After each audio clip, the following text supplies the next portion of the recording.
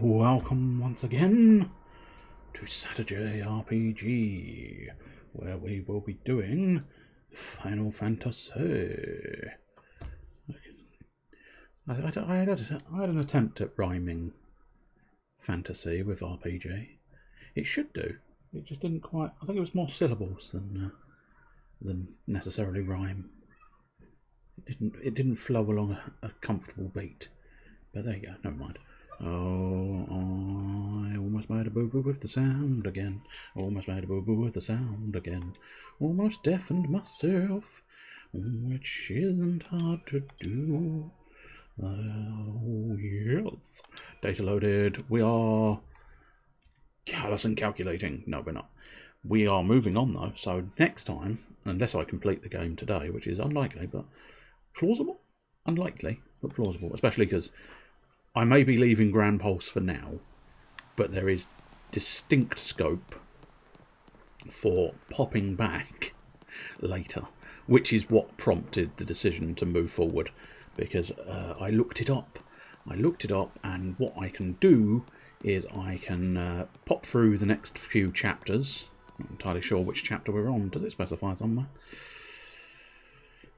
Not obviously. I suppose the data log might... Events. Oh, there you go. Chapter 11 would be where we're at. So I think there's 13 overall. So I think we're about to move into chapter 12. And so we'll be doing chapter 12 and a chunk of chapter 13, I'm assuming. And then we should be able to return to Grand Pulse should we choose to. I cannot guarantee I'm going to choose to. But we shall see. We shall see what happens.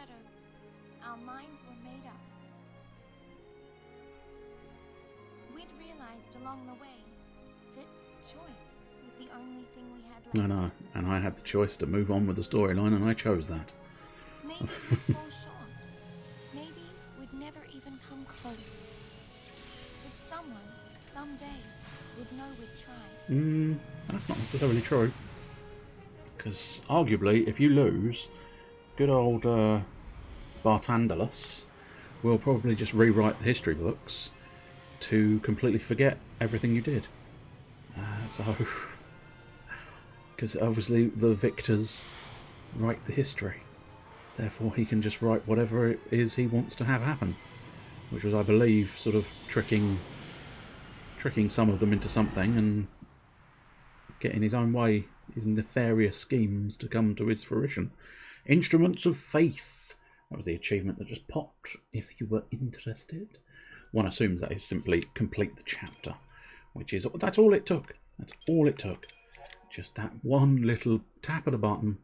We've been fucking around in Grand Pulse for a couple of weeks now, and all it would have taken to get out of Grand Pulse was a push the button and fly the plane. Now, here is the man who I believe should be dead, if that's who I think it is. It's been a while. We've been idling in Grand Pulse for quite some time. The storyline has begun to fade, but I'm fairly certain that's the fellow we killed. Your Eminence. But he's now back because, you know, reasons. Yeah, because Bartandalus reasons.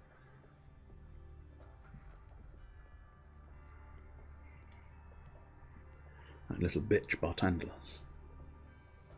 And so we greet the new dawn. He does have a magnificent cape, though, doesn't he? Magnificent. People of Cocoon, my fellow citizens, we have survived the twilight and gather now to welcome the dawn of the day on which we decide our fate. Many are the lessons we have learned during our long night of hardship and sacrifice. And now we face choices. Choices which must be made as our hearts dictate and not abandoned to uncaring chance. It's amazing. They don't actually have any choice, I think, is the point.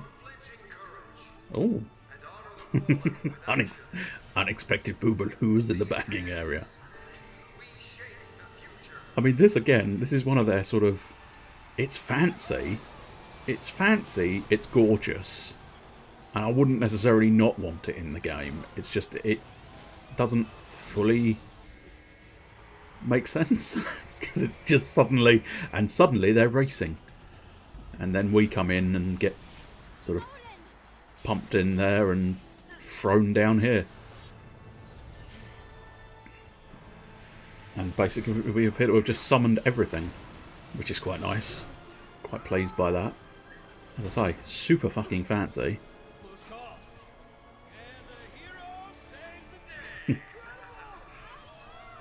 I suppose we're making a spectacle. Yeah, you forgot about that bit. Yeah. Never mind. Is he? Yeah, flipping into the bike. Oh, it was gorgeous. Oh, the style. The style and panache. Oh, it's glorious. Are you gonna? I'm assuming you're going to summon the castle. Oh no, that is. Yeah, I think that is Alexander. The only difference is he's not in castle form, he's in sort of person form.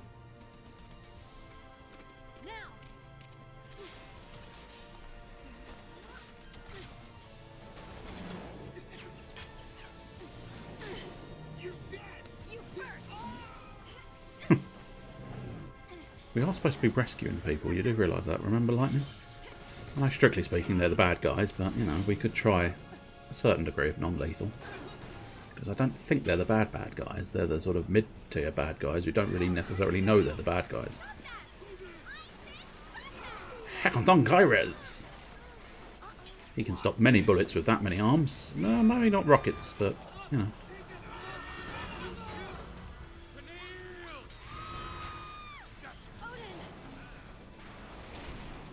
It's absolutely crazy action, this.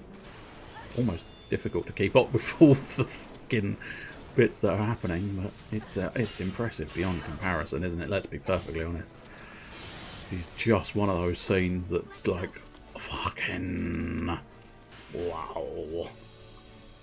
This is what Square Enix do incredibly well. Just allowing you to go, fucking wow.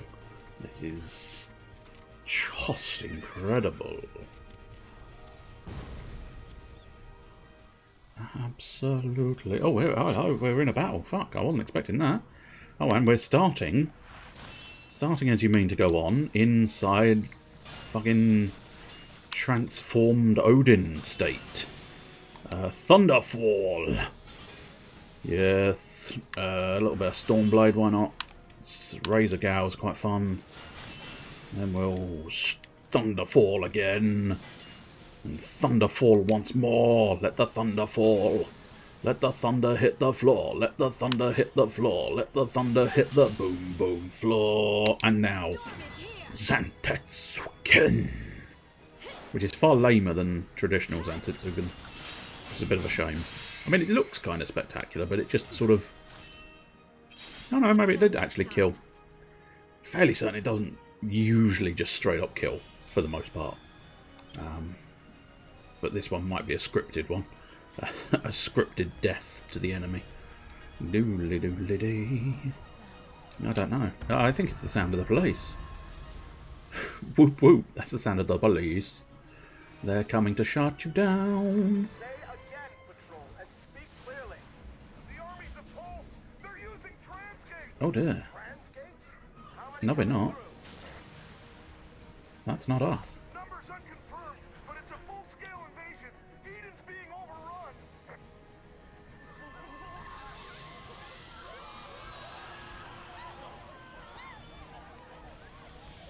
But they're also, I mean, technically they're just wild animals.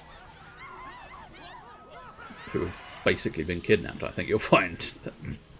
They've now been kidnapped and forced to... Well, okay, the Seath are less wild animals and cursed beings, but I think the general beasts and robots are just sort of existing. And that's the problem. They're now existing here in a populated area. Seath, keep up.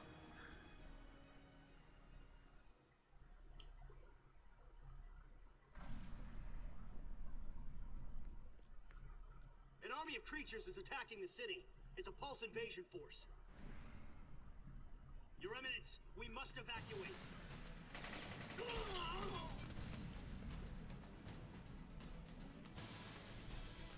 Ah, now he, I think, is still on our side, but Reigns, I don't think is. So, Reigns, is this the cocoon you dreamed of? My dream is but a falcon's fancy now. I don't know, maybe he's still him. I wasn't 100% sure he was himself, but I don't think I could remember the name last time, but he definitely reminds me of Laguna from Final Fantasy VIII, the bloke with the machine gun, which in fairness is definitely about 40% of why it reminds me of him, because he does happen to have a machine gun, and Laguna was the man with the machine gun, I believe. But there's a little bit more to it, you know, the long hair, face, and the blue, even the blue colouring, all just serves to sort of be slightly reminiscent of Laguna. What's going on out there? All hell's broken loose. There's more to it than that. They're saying Eden is crawling with pulse nasties. Fresh off the ark, I'd wager. This is out of control. What'll happen to Cocoon? It'll probably get destroyed, that's the problem. All out war. Did we cause this by coming back? Yes. Analyst's prediction. We could have avoided all of this if I'd just stayed on Grand Pulse. But I'd have probably gotten more and more irritable the more I tried Grand Pulse areas. At least this way, I should, theoretically, gain their next stage of Crystarium. Which were... Oh, how dare you change my battle team? I liked my battle team. To stop the fal'Cie. No, what we have to do is change the battle team back to what I want it to be. You little shits. Also, 2,600, or 26,000 even, Crystarium points already. That's not the button I wanted. Was it? Paradigms is the button I wanted. I suppose, I mean, technically I could... I suppose I could be Lightning. But I don't know if I want to be Lightning. What do you think I wants to be Fang? Well, he likes Fang. Well, he likes Fang a lot. So I think I wants to be Fang. So I think we'll do that. Relentless Assault, that's what we want to do first.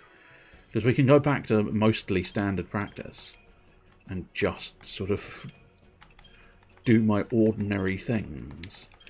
Which is why, well, I say ordinary things. It works out roughly the same. Oh, no, that's not quite what I wanted. That's what I wanted. But I am using Fang as the synergist now instead of Fang as the bully. Sentinel and Medic. That's it. And then the other one I contemplated, whether it's going to be any good or not, I don't know, but it was definitely a factor that I decided to try, which was Exploitation, which is double Saboteur, but I'm wondering if double Synergist might be the better choice, if I'm going to double up anything. And in fairness, I don't have to double up anything. Well, yeah, no, we'll leave it like that for now. But that's the team I quite like. So say goodbye to the team. Say goodbye to the team you wanted me to play as game, and say hello to the team I wanted to play as. Chapter 12. Start your engines. Right, so we've got a few paths down the back here, which I think are just sort of... Yeah, I'm feeling like they might just be decorative. Difficult to say for absolute certain, but it does feel quite a lot like it is just a decorative area. Because I'm not seeing any treasure chests. And let's be honest, all I care about is picking up treasure chests. That's the only thing I give a shit about. So yeah, it's all sort of very fancy lines of doings, but nowhere have they done the appropriate volume of nooks and crannies with treasure chests inside. They don't understand how to nook and cranny, do they? I don't know what the developers were doing here, but they just seem to have struggled with the idea of filling their nooks and crannies. And everywhere... I swear, if I ever do sort of be a DM or something along those lines, or design a game, I am going to make sure that every nook and cranny is populated with something. Not necessarily good things. not necessarily sort of all decent. Don't get me wrong, I'm perfectly happy for putting in a trap down a nook and a cranny, but what definitely... I mean, I could be you, but I think you'll find that, technically speaking, the one that I want, is Fang. She's the one that I want. Dude, come on, attack me, for fuck's sake. Sometimes they really do take a long old time to attack you. And we're back to enemies that are fairly sort of piece of piss territory now. I don't have to concentrate again, which is oddly refreshing. I can just sort of go, yeah, do whatever spells you fancy doing. I'm happy with that. Magnificent. Magnificent. Ooh, a little bit. We've been through that sentence before. It's a shame. They really... I know it's impractical, but sometimes you do wish they'd done more sort of winning quotes in some of these games, but... Oh, okay. If she's not meant to be Squall beforehand, she definitely fucking is now. Although that is still one of those ones where it's like, okay, as much as I like it, and quick stagger, instant staggering near their stagger threshold. Interesting. It's a troublesome one because I do quite like the idea of using one called the Lionheart. Because it's called the Lionheart. But the Helter Skelter, unfortunately, now is so dramatically better. Yeah, I mean, that's at least a couple of hundred off. Which is kind of... A couple of hundred is a few hundred too many. That sentence didn't make mathematical sense, but never mind. Right, we want to... Oh, I can't do that, so we'll have to try and assess our path. Go through the centre, which is probably... Oh, it already guaranteed is a big battle. I hadn't seen the fella. Too busy looking elsewhere. Somehow, I hadn't seen him. Right, go on. Take him down. There we go, that's the ticket. And now we'll do an official Libra to get his information. Plus, I mean, as much as Quick Stagger sounds like it'd be quite fun, I think once you get that meter up close, depends on how far away they mean it. I've been surprised by some of these weapons in the past, in fairness, so it may very well be a case of I'm dismissing it too early, as with some of the other weapons. But I would put forth that if you are close to staggering it, you are going to be able to stagger it. It's not necessarily feeling like a huge benefit to have this sort of idea of, oh look, it's almost staggered. But now it is staggered because you happen to have this weapon. It feels a bit more like it should be a case of, if, you know, you can't, you get a far greater benefit. It feels like you would need to make that justified. I'm searching for treasures. Panning panning my surroundings, or there's a fancier way of putting it, but my brain don't want to work as it so often doesn't. Well, we've run out of road, but I do get the impression we might get to use the phrase where we're going we don't need roads, because I think she's, despite not really using them in battle all that much, I think she might have her snappy powers back. Yeah.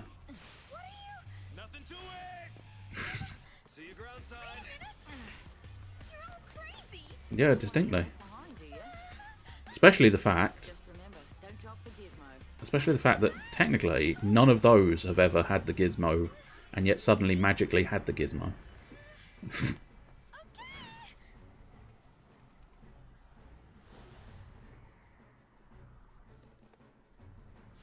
It's a lot of soldiers to kill. It's fine.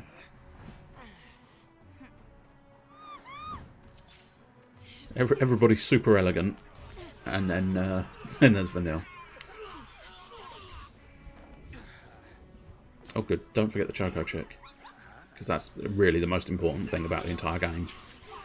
Let's be honest, there's a whole plot and a whole story, but frankly, they could have easily solved it just by saying, save the Chocobo chick. Because, no, light gets around because it travels in straight lines and reflects off of things. And Little science joke for you there. Hey, Choco Chick, back where it belongs.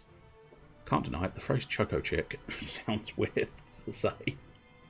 Weirder than I thought it was going to say when I first said Choco Chick. Ugh. Oh, no, it's cracks. Okay, that's fine. I think it's meant to be cracks anyway. If they're not meant to be cracks, it looks very snot-like, doesn't it? Any secret treasure chests behind me? No. See, again, game. Again, you're failing at the first hurdle, where if you spawn a character in and you have the camera facing this way, you are duty-bound and obligated by the rules of the RPG to put a treasure chest behind the party. Every time they seem to just mess up and not put forth their rules. Not adhere to the rules of the RPG. I don't really know what I'm trying to say. It's fine. I believe we need... Yeah, one scan on any one of those will get me the information I require. Which is what we want. I mean, these guys are going to go down like hot bar. Which, interestingly enough, is what it feels like right now, because it's hot today. It is very hot. It is very hot today. So it feels like I'm melting. Although I haven't said that, they're doing a fair chunk of damage. Fair chunk of damage. I mean, they have gone down like wimpy little children. Little fat children in wimpy. This is how far they've gone down. But even so, only 3 stars. Despite the fact that it was a piece of piss. It's fine. Now, see, again, you put a blockade there. You blocked my vision. You're duty-bound to put a treasure chest behind that blocking of the vision. I mean, arguably, this time they've at least put an enemy behind the area that I've got vision block on. I believe... Oh, Core Steward, okay. Yeah, we'll take the Core Steward, and I think a Libra Scope would have been a better choice this time, yeah, because we want to deal with the Archangel as well. Archangel, Archangel, please be mine. Fang, don't miss. If there's one instruction I would love you to always adhere to, it's the instruction don't miss. I feel it almost, I suppose it's probably because I am Fang the most, perhaps, but it does feel like Fang misses so much. There's so many of her attacks, she just goes, oh, he ran off. Oh, well. No, Fang. Just wait for him to stand still and then attack.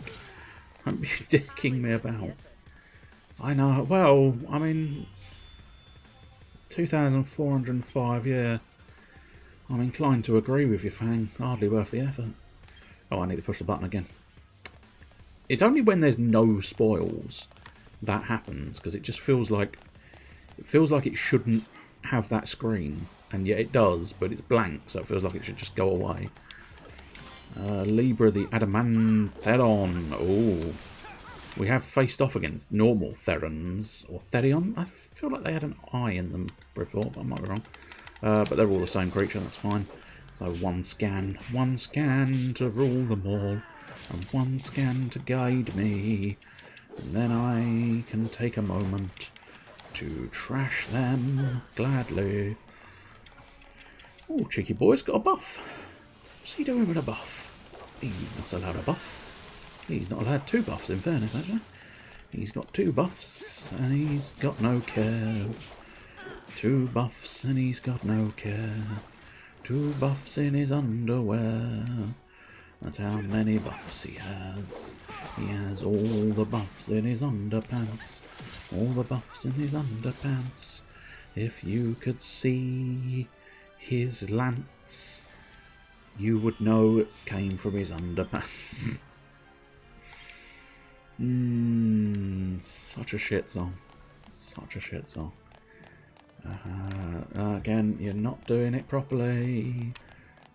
At some point, I'm going to get into they're lulling me into a false sense of security, aren't they? At some point. Oh, don't worry, my blades are always sharp, my friend. Although, having said that, actually, I've just realised they are my friends, aren't they? Yeah. Difficult to tell for definite. Yeah, I think the ones who disappeared were my friends. Now I need to just trash these guys to catch up with them. Well, I say my friends, I mean... as friendly as people in this world get, I suppose. I don't know precisely how friendly the cavalry are going to be to me. I think reasonably. I think they are technically on my side. We've all got this. We all share the same goal, which is to take down the all-seeing Falsi bastards and cause anarchy in the world. Anarchy and strife. Do do do do. Yeah, nice. Oh, I suppose. Yeah, I could do with scanning a Seraph and a targeting beacon. Okay, well, I think at this point we'll use a Libra scope because hopefully that will get me the targeting beacon as well. And yeah, we've already done a Bullwalker, but never mind. Take down the Seraph. He's got a pokey stick. I don't know if that's actually meant to be a gun or a pokey stick. I think it might be both, in fact, because it's distinctly got the handle of a gun, but very much looks more like it's a poking stick rather than an actual sort of, or a whacking stick. Could very easily be a whacking stick rather than a poking stick. I don't necessarily think you'd want to poke the stick compared to whacking the stick. I feel like maybe I should take down the targeting beacon. Oh, I've taken down the targeting beacon. Oh, good. Or the targeting beacon has disappeared. One of the two.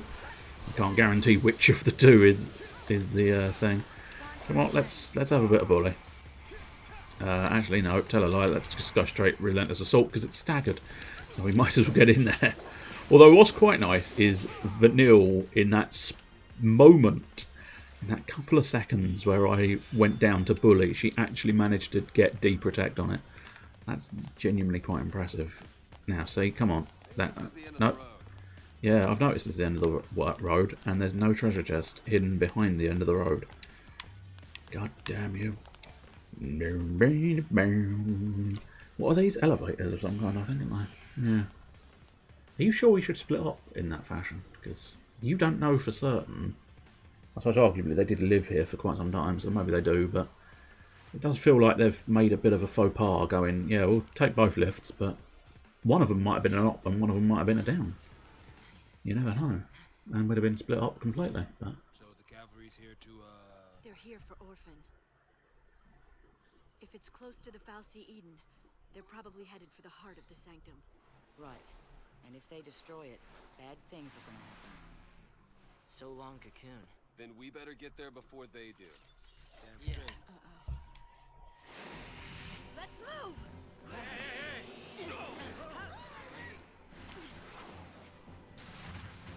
oh, Behemoth, but yeah. Behemoths don't really mean much to me nowadays. Although having said that, it's a fully formed Behemoth. Which, oh no, they've changed their mind. Okay, that's fine. Fucking hell, lads. You'd have thought you would have started the battle just with it in its second form, wouldn't you? I can't imagine it would have been that difficult. Oops, wrong button, it's fine. I can't imagine it would have been that difficult just to make sure it was formed in its sort of stood up stance, since it was right there at the beginning of the battle. But never mind, I suppose. Never mind. I'm sure inevitably it will be in its yeah, there we go. Told you. It'll get into its second form soon enough. I'll tell you what, let's try a bit of bully this time. Now, it's easier. Although I haven't said that, yeah, we'll do that. Just in case, although, really, if I was doing it really super distinctly, I'd probably stick to just going Faithra on Vanille and then Faithra. I'd say Faithra on both Vanille and Snow and then just Bravera on Fang, but I don't know. It doesn't take that long. Ouch. That hurt.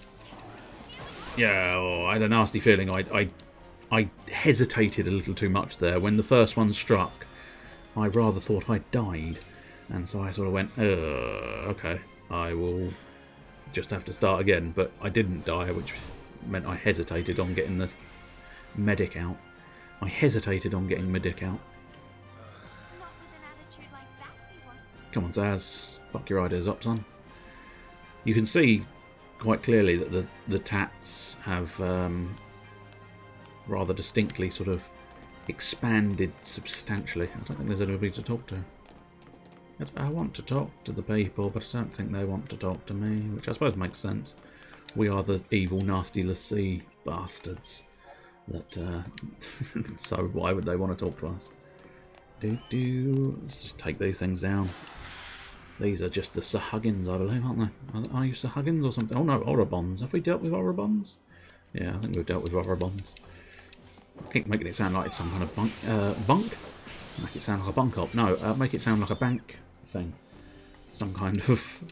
Right, we can't do your cash, but we can do your Orobons. Oh, but I really did need the cash. Yes, but Orobons do keep their value longer than cold hard cash. The name is Bond. Orobond. That's what we like to see, yes indeed. Stabbing time is swiftly coming for thee. I will stab you into the air, that's the ticket. I wonder when Fang, because I'm assuming most of them will learn one of those sort of big moves like Snow has that uses all of their stuff. I'm curious when Fang might learn hers. Because I think we might be settled on the fact that my final team is going to include Fang. Because I've kind of realised that Fang might be my favourite character in this game. Which is fine. It's fine. But I do quite like having Snow on board as well. So I don't know. I might change my mind. But it feels a little bit at this stage that this might be my final team make-up. Because it's quite good. You got sentinels coming out your ears, which is perhaps a slight problem, but you've got the strength of Fang versus the defensiveness of Snow mixed with the magic use of Vanille to heal everybody. And the fact that now, I don't know, the only thing I'm really missing, which I can feel that I'm missing right now, considering I'm now slowed, although I can technically, I believe Asuna will deal with the slow as well, because it is just considered a negative ailment. Oh, also it's gone, so I mean, never mind. Never mind concerning myself. Let us just carry on twatting this dude and twatting him so hard that he thinks it's rude. Ah, good afternoon, Mr. Chester Phoenix. We don't usually see you round these parts on a Saturday afternoon, or should I say SaturJay afternoon, of course, because you are here for SaturJay RPG, where we are doing Final Fantasy XIII, the one everybody loves. Oh wait, no, they don't. Despite the fact that it is actually quite a good game. How are you this afternoon? I'm better now that I've moved on with the storyline, because Grand Pulse was proving troublesome. I feel like I basically feel like I reached my... I definitely reached my wit's end with Grand Pulse and its bonus fights, and so it's quite pleasing to go back into relatively simplistic fights for starters, mixed with sort of a little touch of story here and there, so we can just pop along this little road. Can we get on the car? No, we can't. I did wonder, but apparently not. Now, are you all one? Yeah, you're all one group. Okay, that's fine. But you do appear to possibly be fighting? Are you fighting? Are you fighting? Do I have to separate you four? I will, you know. I've got four corners to the room. I can separate you. Oh, I think he's just straight up in my face. Are you going to turn around and be a good little boy? No, I don't think so. Fuck him. Let's just take him down. If you were wondering, I don't know how familiar you are with Final Fantasy XIII, you can do a back attack if you approach them without them getting the warning symbol, and if you approach them from behind. Unfortunately, that didn't happen. So, yes. Yes, I suppose now it very much will be. I'm going to separate you into far more places than the four corners of the room, because I can just take you apart. Take you downtowns to Painville. Painesville, population U. Having said that, he had surprisingly limited pain for being down in Painesville. Now he's staggered, he'll happily have a go being sent straight down to Painesville. That's what we like to see. Oh yeah. I did not know there was another one. Have I really only taken down 2 Orobons? Feels like I've taken down about 600. Unless there was 4 in the first place. I'm fairly certain there was only 3 though. So I've only taken down 2, despite the fact that it feels like I've taken down far more than that. Come on, keep on stabbing. Keep on stabbing, Fang. No, well, don't keep on stabbing, Fang. Keep on stabbing, comma, Fang. Keep on healing, Vanille. We need to change over to your healing doings. And now let's have a bit of bully. In 1, Braver and Faithra. In 2, we have another Braver and Faithra. In 3, you'll never believe it, we've not had very much imagination with these prizes. We've got another Braver and Faithra. In 4, we have Diversity. The entire band, or dance troupe, I think they are technically. We've got the entire dance troupe in 4. And now in 5, we've got a bastard Behemoth healing himself and also getting rid of his bloody buffs. So, do you know what? You think you can get rid of your buffs?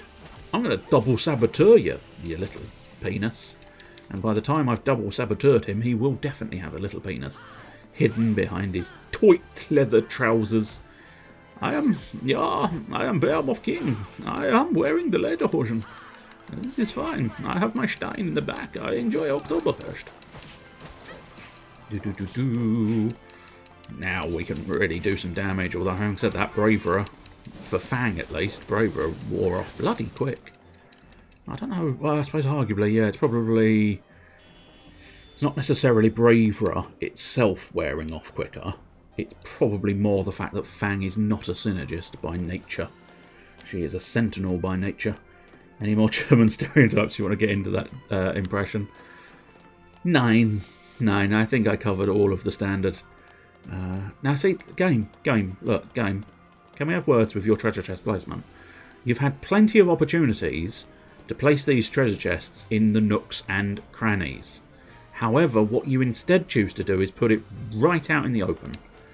You're leaving the nooks and crannies completely empty and just making sure the open areas have a treasure chest. Oh, hello, sir. I didn't see you there.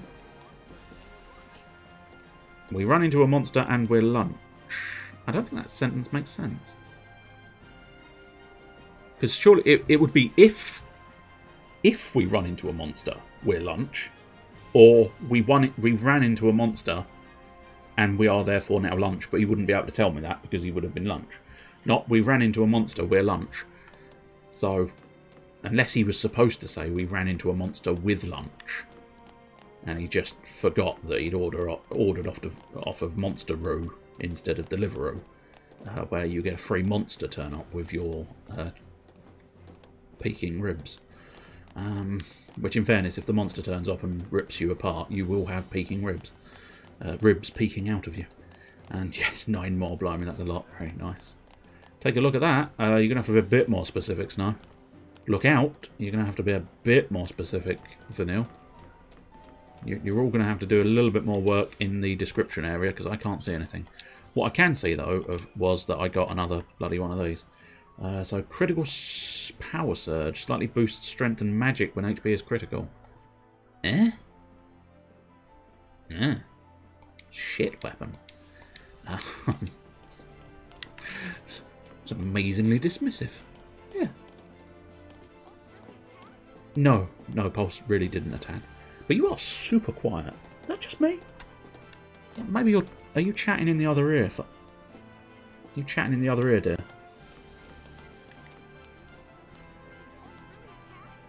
No, not really. You're just super quiet. Speak up. Enunciate, I think, is the key thing. But yeah, no, they are just super duper quiet. Oh, there we go. Is that the thing I was supposed to be seeing? It's fine. We've faced off against one of these before. It's no Zenitra, so it's going to be a piece of piss. Unless it is a Zenitra, in which case it will kick the shit out of me. But no, it's an Amphiss Burner. I remember the Amphiss Burner, Batman, because Every time I've met an anxious banner, I've done this. Because it has to be done, Batman. I will break you with the anxious banner. Right, auto support. No, auto support is not the most optimal way of doing it. Not that I'm saying my way is the most optimal way of doing it, but it is certainly better. Oh, what the fuck? Did you just take away my buffs? I think he took away my buffs. I think he's taken away... Oh, no, oh, I see. No, he's inflicted... Oh, I've killed it. Cool. Well done, Snow. Well done, lad. I do appreciate it, but there you go. I'd make a Bane joke here, but I never saw any of the Nolan movies. La Gaspé. I'd recommend them, to be perfectly honest. I think they were very, very good films. Whatever his face, the one who throws hissy fits, when not throwing a hissy fit, he made an exceedingly good Batman. Truth be told, Bane was like, I mean, Bane wasn't Bane, but he was kind of okay. It wasn't a terrible way of interpreting Bane. It just wasn't necessarily the perfect way of interpreting Bane. Joker, I mean, the Heath Ledger Joker is legendary for a very good reason. He did it incredibly well. Incredibly well. And then, who were the other ones? I suppose, oh yeah, it was Liam Neeson in the first one, wasn't it? And that worked nicely. That worked really nicely, because all sort of went round in circles and went up. Christian Bale, that's the fella's name, yeah. But I don't know. I suppose arguably you probably just know who played Batman, perhaps. But I'd like to think it was the description, the man who threw the hissy fit, was enough to make you go, oh yeah, no, that's Christian Bale, isn't it? Christian Bale was the one who threw the hissy fit. But I think he was, wasn't he? He threw a hissy fit about someone having a light on or something. And it's like one of those ones where it's like, yeah, I get that you're sort of, you've got a bit of a stressful job, mate, but for fuck's sake, just, you know, don't be a dickhead about it. I suppose, you know, that's the thing, when these people get paid that much money, I suppose they start feeling entitled. They start feeling that they're entitled to be an absolute dickhead, despite the fact that they're not really entitled to be an absolute dickhead about things. Because there was probably a way of doing it without throwing a hissy fit, I imagine. But then again, I can hardly talk. I have a tendency to throw my I was going to say throw my pram out of the toys, but I can't think of any of like the baby doll toys. I haven't watched any toy adverts in quite some time. But why did you throw baby Barbie's Bonnie bouncing buggy? That's the name. I mean, if you as a baby could throw your pram, I'd be impressed. That would be impressive. That would be a hell of a strength feat, wouldn't it? Well, strength arms, I suppose, technically, rather than just strength feet. But then again, all of it helps. If you've got strong feet, it gives you a good foundation, good base.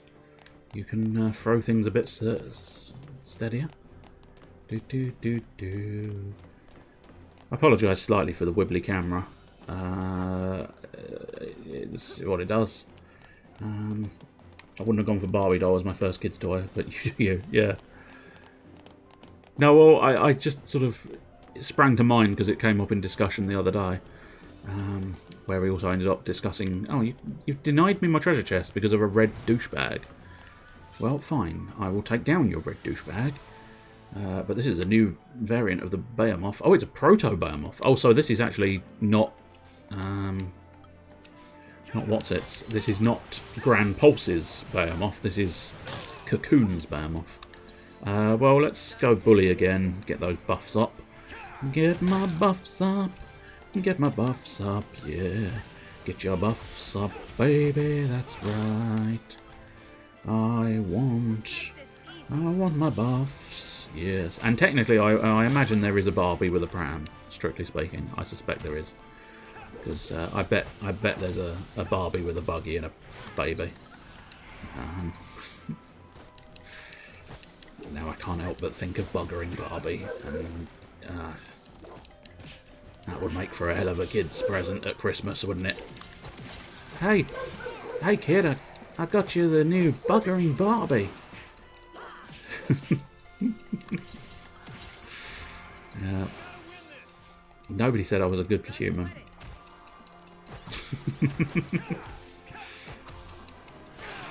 Are you going to basically finish the fight against now? Because I feel like that's what's going to happen. Oh, okay, I'm getting back involved. Now it's just Vanille doing her medic duties.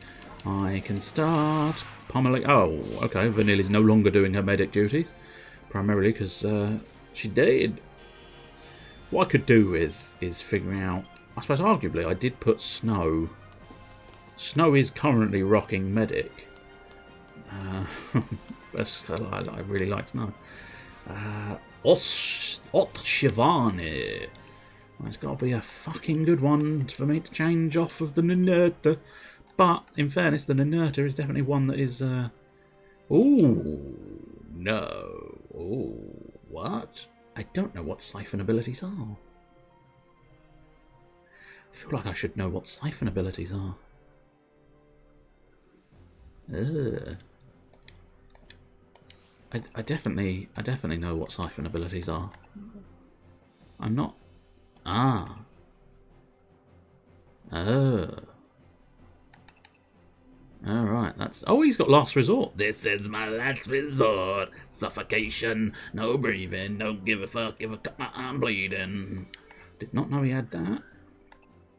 But yeah. Yeah, apparently the only siphon I can see, unless I'm just mistaken. But I'm assuming it is these ones that are marked siphon. But yeah, he only has one siphon. So, what is the point of that weapon? I realise I've asked that question so many times, it's ridiculous, but it is still feeling like a perfectly... Oh, she has high wind now! Fuck me, I really should pay more attention. We already know he's got his. Aurora Saboteur. Oh, is hers... I see, her special is death. Except death, of course, didn't fucking work when I needed death to fucking work, did it? Oh, well, in that case, we'll definitely try and find high wind. We'll try and find an opportunity to unleash our high wind at some point. But, yeah, I've eaten too many beans, and sometimes you gotta let it out. Let it go, let it go. Oh my god, it smells so bad, but, you know, you still have to let it go, let it go. Sweet Jesus, what have you been eating? Is it cabbage? Let it go. Have a fart that rocks the world. Let it go, let it go.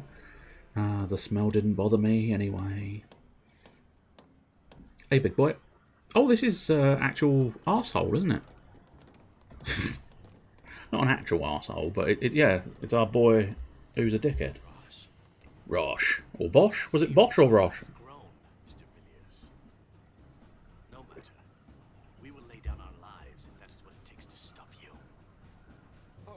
Same side here. We came back to stop all of this.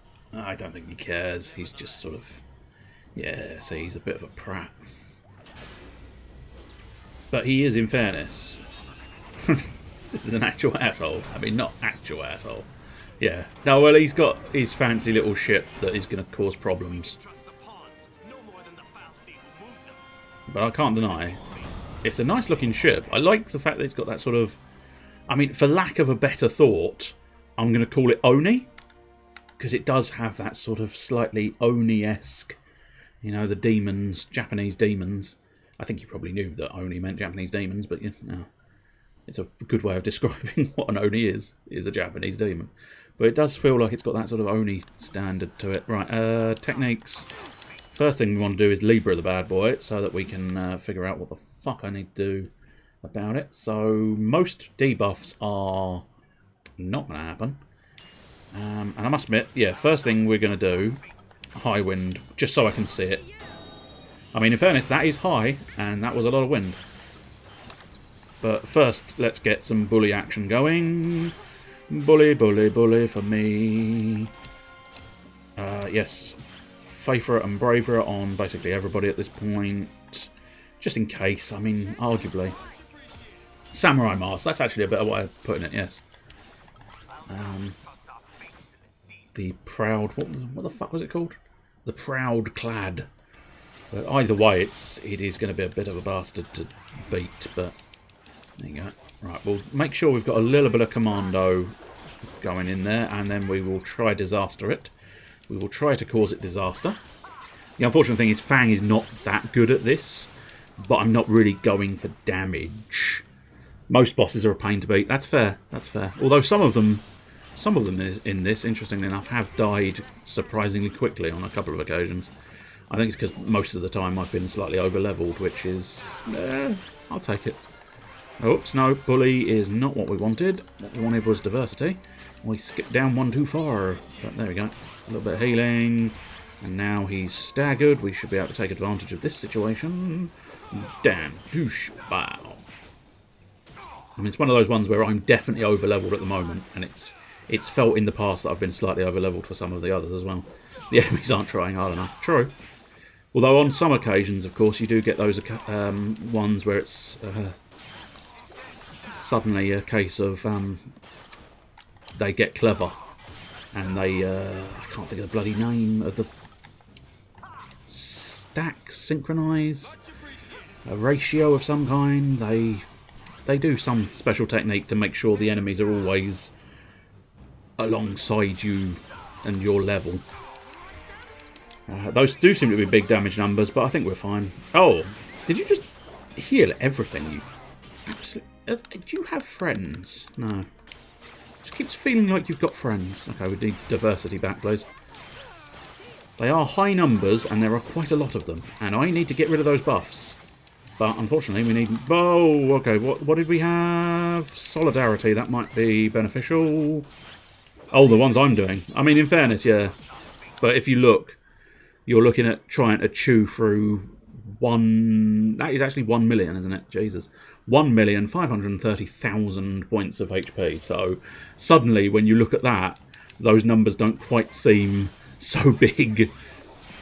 But okay, we've had to slow it down a little bit because the world has screwed us over. Mostly because of his buffs. If we can just get this medic... If we can get medic situation under control. There we go. We should be able to get back into bully, get my buffs active, whilst getting his buffs deactivated. That's the general hope. Even though we don't have hope with us at the moment. And that's lucky. Vanille just ran out of her buffs as I replenish. Go replenishments. Right, a little bit of diversity. Make sure our health bar is up to scratch. And now it is. I think it's more try disaster time. Have you considered trying disaster? Oh, I see. I was unable. That's alarming. Exploitation. Let's get double sabotage going. It's dispel we want to do, really. Dispel, that's what we're after. Get rid of his buffs. Okay, apparently his buffs are not being removed. This seems a concern. Nope, I think he might be perma-buffed. That's fine. From what I'm able to understand from watching, the paradigm system thing seems interesting. It's good. It's a good system. It's got its flaws. Whoops. But so is everything. And one of mine is pushing that button when I don't mean to push that button. And that's a fairly crucial flaw. But yeah, it's an interesting one. It's a good system. I can explain it a little bit more after the battle. But yeah, I'll run through it quickly because I've ran through it in the past. So I wouldn't want to sort of be too immensely repetitive, but I can just run through elements of it. Particle accelerator, nice. I can now accelerate my particles. No. I've got a feeling, do they? No, not yet. It might be later where they're going to double boss me. With him. Little bastard. Little bastard, little bastard. Oh, that's what he really is. A little bastard, a little bastard. Yeah, but he's... I mean, he's a dick. These people are so blinded by fear, they can't even imagine it. Are we too late? Not yet. And we can't give up. No one else knows the truth. Am I right? Only we know about the plan to destroy Cocoon. And which Falsi's behind it. Bartandalus. Then what are we waiting for? It's time for some payback. That's what I'm talking about. Once everything's finally out in the open, people are gonna have to wake up from this nightmare. Let's show them how human we still are. Well, that woman needs a more Australian accent. Oh, I like it. I like her Australian accent. Could you sound any creepier? I mean, I bet I could if I really wanted to, but for an inadvertent levels of creep, that was fairly high. But in fairness, I have said worse. I likes Fang. Fang's one of my favourites. I likes wandering round as Fang, and I like doing things with Fang. Couple of sentences away from put a shrimp on the barbie. Fucking put a shrimp on the old barbie. So the paradigm system. Each person here. Can we get to that screen? Where's the screen I'm after? Here we go. You can see here. Weirdly, yeah, I think it's because I changed my mind halfway through. So Fang does have the most available. But essentially, the roles you've got available to each character are Commando, Ravager, Sentinel, Saboteur, Synergist, and Medic. And each person does, nowadays, they can do every single role, but they do still slightly specialise in different roles. Fang specialises in Sentinel and Sabotage and Commando, because she's very strong, but also highly defensive. Snow, pretty much Sentinel. He's not a bad Ravager and Commando, because he's got a reasonable even strength and magic stat. Vanille specialises in Sabotage and Medic. Zaz, very much Synergist and Ravager. Makes a very good Commando. The boy, Synergist and Medic. Makes a decent enough Ravager, but primarily Synergist and Medic. And Fang, Lightning even. Commando, pretty much is her primary thing. She can do a tolerable Ravager, I think, but not much else. And yeah, I mean, in terms of that, it's not quite as complicated as the sphere grid, and by that I'm not suggesting the sphere grid was complicated, but this one is vastly more simplistic, because it is literally, I don't actually want to do it, but basically you just hold the button and it goes and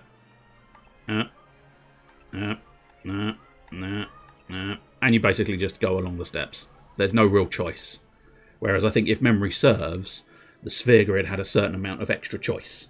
So I would put forth the sphere grid was ever so slightly more complex, but not in a way that is noticeable, because obviously you're still just pushing buttons and going there, that way, that way, that way. But I think you had a bit more wiggle room. Whereas this mostly is now, which do you focus on? Which of these roles do you focus on? That's your primary area of choice. But with those roles, what they do is form the paradigm deck. And Relentless Assault is kind of your basic bog standard one you always want, because when you use spells as a Ravager, you build the stagger meter, and when you use attacks as a Commando, you stabilise the stagger meter. Medic, of course, is healing. Perfect. So you kind of, diversity is a good one, because you can still do an amount of damage to both the enemy and the stagger meter whilst healing. Bully is useful because you get both buffs and debuffs, because Saboteurs focus on debuffing the enemy. Solidarity, that's a good one, because Sentinels are basically attack me now, and they go into defensive stances and all that jazz. Try Disaster's quite good. If you've stabilised the stagger meter with a Commando at some point, Try Disaster can be quite good, because boom, boom, boom, boom, boom, boom, boom. It's just magic, magic, magic for days, days, days.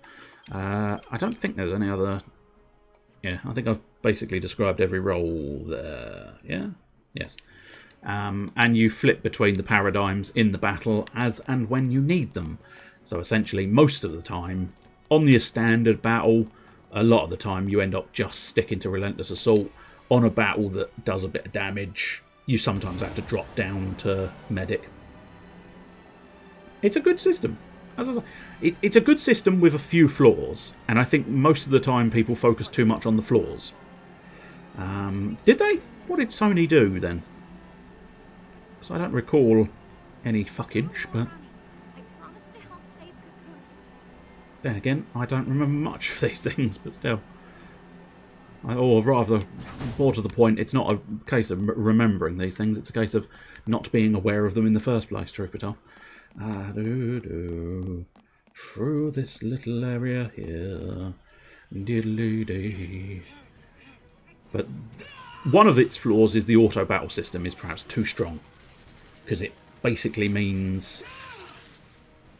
I mean, it kind of very much has you sort of relying on the auto battle system, because the auto battle system is incredibly good. All you need to do is you push Libra to scan the enemy once, and then basically everybody does the correct job at that point. The other weakness, I think, is my standard issue with some of these games is if the main character dies, that's it. You're done. And I've never liked that, but to a certain extent this one makes more sense because you are controlling one character directly, and the other two. That makes for some flaws, of course, because on some occasions these fuckers don't do what you need them to do. It's a bit like here. If I use the auto battle system with these... Are you fucking shitting me, Fang? Fine. Maybe I've taught her. Maybe I didn't think this was a thing, and I'm fairly confident it's not a thing, but maybe I've actually taught her. But she never... I think I may have... Oh, just about alive. Okay, that's not too bad. But I have never seen her just do Faith Bravera by herself. She usually focuses on Veil, which is just... I mean, just peculiar that she's now started doing that. And as I say, I don't think there is a sort of... If I do a combo enough times, the AI learns it and does it next time. But still... yeah, I think it probably was a PS3 launch one. So is that the same sort of... There was a launch issue previously, I think we discussed, where the PS3 was launched poorly or something. Is that along the same lines as that? Although I can't remember the details, so do feel free to discuss again, because I unfortunately am shit at remembering things. Come on, Fang, there you go. Just get in there and slice its nose off. Slice. I do like the weapons in this game as well.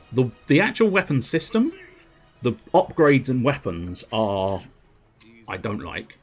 The upgrading system in this game, I think, is atrocious. Where you end up sort of... You either have to hesitate and put it off for ages and ages, or you find yourself too deeply invested in a weapon to ever truly let it go, which I find to be a problem in terms of a system. I think that's a problem. But I don't know if I'm the only one who thinks that. But the weapons themselves are quite fascinating, because if you look here, you've got Fang with her spear pole thing in its sort of kind of rest form, I suppose you'd call it. And when she goes into battle, the two spike bits... I mean, I still think it's unwise to have that spike quite so near her head there, because technically those two edges on the side there actually make up the spear tip, which weirdly, if you just had it in its spear form, would mean it's further away from her head and therefore safer. But they wanted transforming weapons, I think was the brief they were given, I suspect. We really want transforming weapons. Can you build us all transforming weapons? Because they do all transform. So Fangs, primarily what it does is A, the blades will flip into place there, and B, it turns into a free bar nunchuck. So like a free section nunchuck type thing that she can stab with. Vanille's weapon sort of folds away. Snow's is about the only one that doesn't do much, because it's basically his fists. He punches things. He punches things really incredibly well, in fairness. He does do fantastic punching. Zaz's weapons are quite clever, because they're dual pistols that you can turn into a single rifle. Well, I say you can turn. It turns into a single rifle. It's based on the amount of attacks you do in a row, not anything you have control over. The boys is a boomerang. It's a boomerang. It folds in half, but that's about all you can say about it. Fangs is quite nice because it's another gunblade variant. Oh, we just unlocked the Punisher. I somehow suspect I don't want it, but we'll see what it does. Stagger, TP charge. That's actually not bad. That's not bad. Don't think I necessarily want it, because, again, the issue with this is if I equip this, it doesn't... I mean, I suppose it's not that much, but it is still losing about 100? Yeah, over 100 in the strength department. And I feel like I'm too deeply invested in the glaive being level 20 and its second form to really go ahead and change that weapon. Which, as I say, I think that's one of the biggest flaws with the weapon upgrade system. It's this sort of, you either get too deep into your upgrades to want to change weapons, or, I think we've scanned them before, or you find yourself, you know, not upgrading any weapons, which is equally putting you at what I think would be considered a disadvantage. Okay, holding on to the dev kits, that's not great news. Development of the game had to be done without any knowledge of how powerful this is. Oh, second half of the game is much more open than first, but I see. Okay. Loads of money making super expensive assets for the game, which is why there are 2 sequels to it. Ah. And, I mean, oh, God. It's one of those ones where, if taken separately, I like 13.2 and I like 13 Lightning Returns. But the problem I find with them, or at least when I played it previously, I might suddenly find I've got a slightly different opinion by playing them again, I suppose, at some point. Oh, we've faced off against a Humbaba before. Yeah, of course we have. Yeah, oh, fair dues. I think he's one of the tougher guys, though. I think straight into bully and get some debuffs going. But, so auto support, yeah, you seem to just be doing it correctly now, Fang. Well done. So I was not expecting you to have learnt what I wanted you to do in such a fashion. Ah, no, that is interesting. Okay, that is very interesting. Oh, no. Oh, no, you were just being slow, Fang. Okay, fair enough. I thought I wasn't able to overwrite my my faith buff with the Faithra buff. But it turns out I can. She was just being very slow about doing it. It's fair enough. But yeah, like, the second game, Final Fantasy XIII 2, actually has what would perhaps be a more traditional and quite decent turn-based battle system in it. And that makes it very good. But unfortunately, what they do, for starters, is completely retcon the ending of Final Fantasy XIII, which just makes you go, why? And then what they also do is complicated time travel stuff. And, I mean, in fairness, there's a lot of game, I think. A lot of game, because I don't think I explored all of it the first time I played it. I got to an ending and went, that'll do for me. Because equally, I've discussed this in the past as well, but... So, it's one of those games where they go, here are 2 characters, and as a third party member, you can have an odd monster you fancy. And I'm not keen on those. I like monster-based party games, and I like character-based party games, but I'm not keen on when they combine the 2 and sort of have, here's a character, these are the characters you've got forevermore, but you can change your monster if you particularly want to. But I don't know, I find them a bit dull, because there's no excitement about what character you'll find next, I think is the key thing for me. That's why I like some of the eclectic character-driven ones. Primary example of that would be something like Shadow Hearts, because the characters in that are absolutely fucking insane, and therefore it really excites you when you think you might have a new character in the mix. Whereas when it's Final Fantasy XIII 2, it's a bit sort of like, well, okay, I guess we're just... How do I go? Which way am I going? There we go, down there. Bit awkward going, bit awkward, but no mind. It's fine. What was I saying? Oh yeah, I like the character-driven ones. Primarily, Or I like something like Pokemon, which is, yes, you catch a monster and then you use the monster in battle. I don't like the sort of hybrid ones where they have a couple of characters. You have a couple of characters and then you have a monster alongside you as well, because I don't know.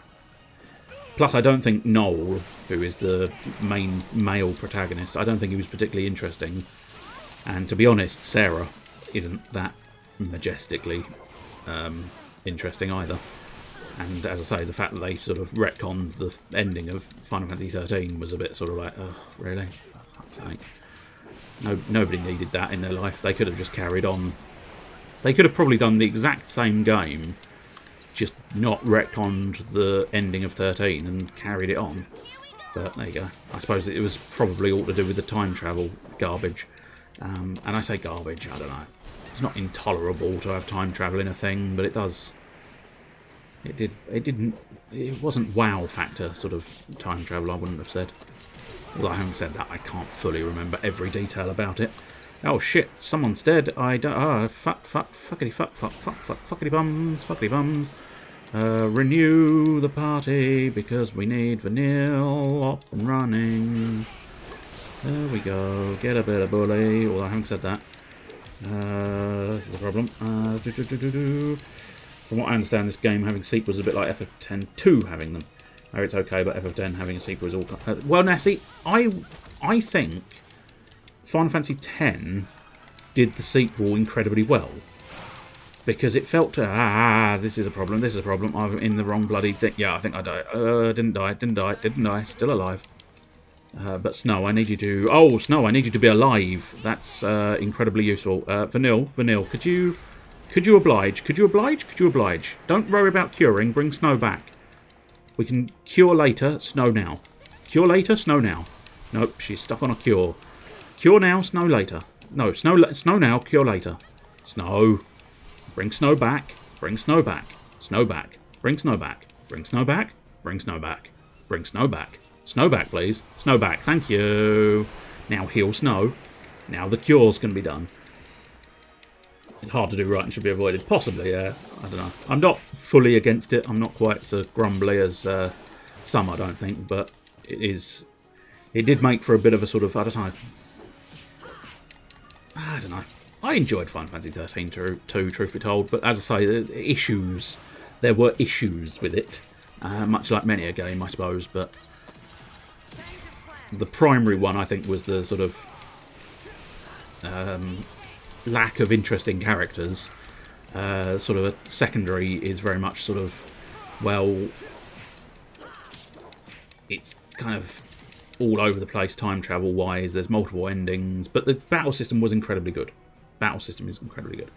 But the whole point of Final Fantasy X's plot is about letting go of someone after they're dead, which was inspired by the director's mother passing away, and then FF2 is about Yuna not being able to let go to others. Yeah, I suppose arguably when you put it like that, that's fair enough. I suppose I didn't necessarily think of that notion of about people letting it go, and it was, you know, inspired like that. I just look at them as individual games for the most part, and Final Fantasy X-2 I enjoyed as a game, and I liked the fact that it did just carry on from where Final Fantasy X left off. I thought that was quite nice. Right, if I've got that, I need to go straight after that Humbubba. Fang, do not keep missing, please. I need you to please stop missing. And now we tackle this Humbubba. Take him downtown to Painesville, Alabama.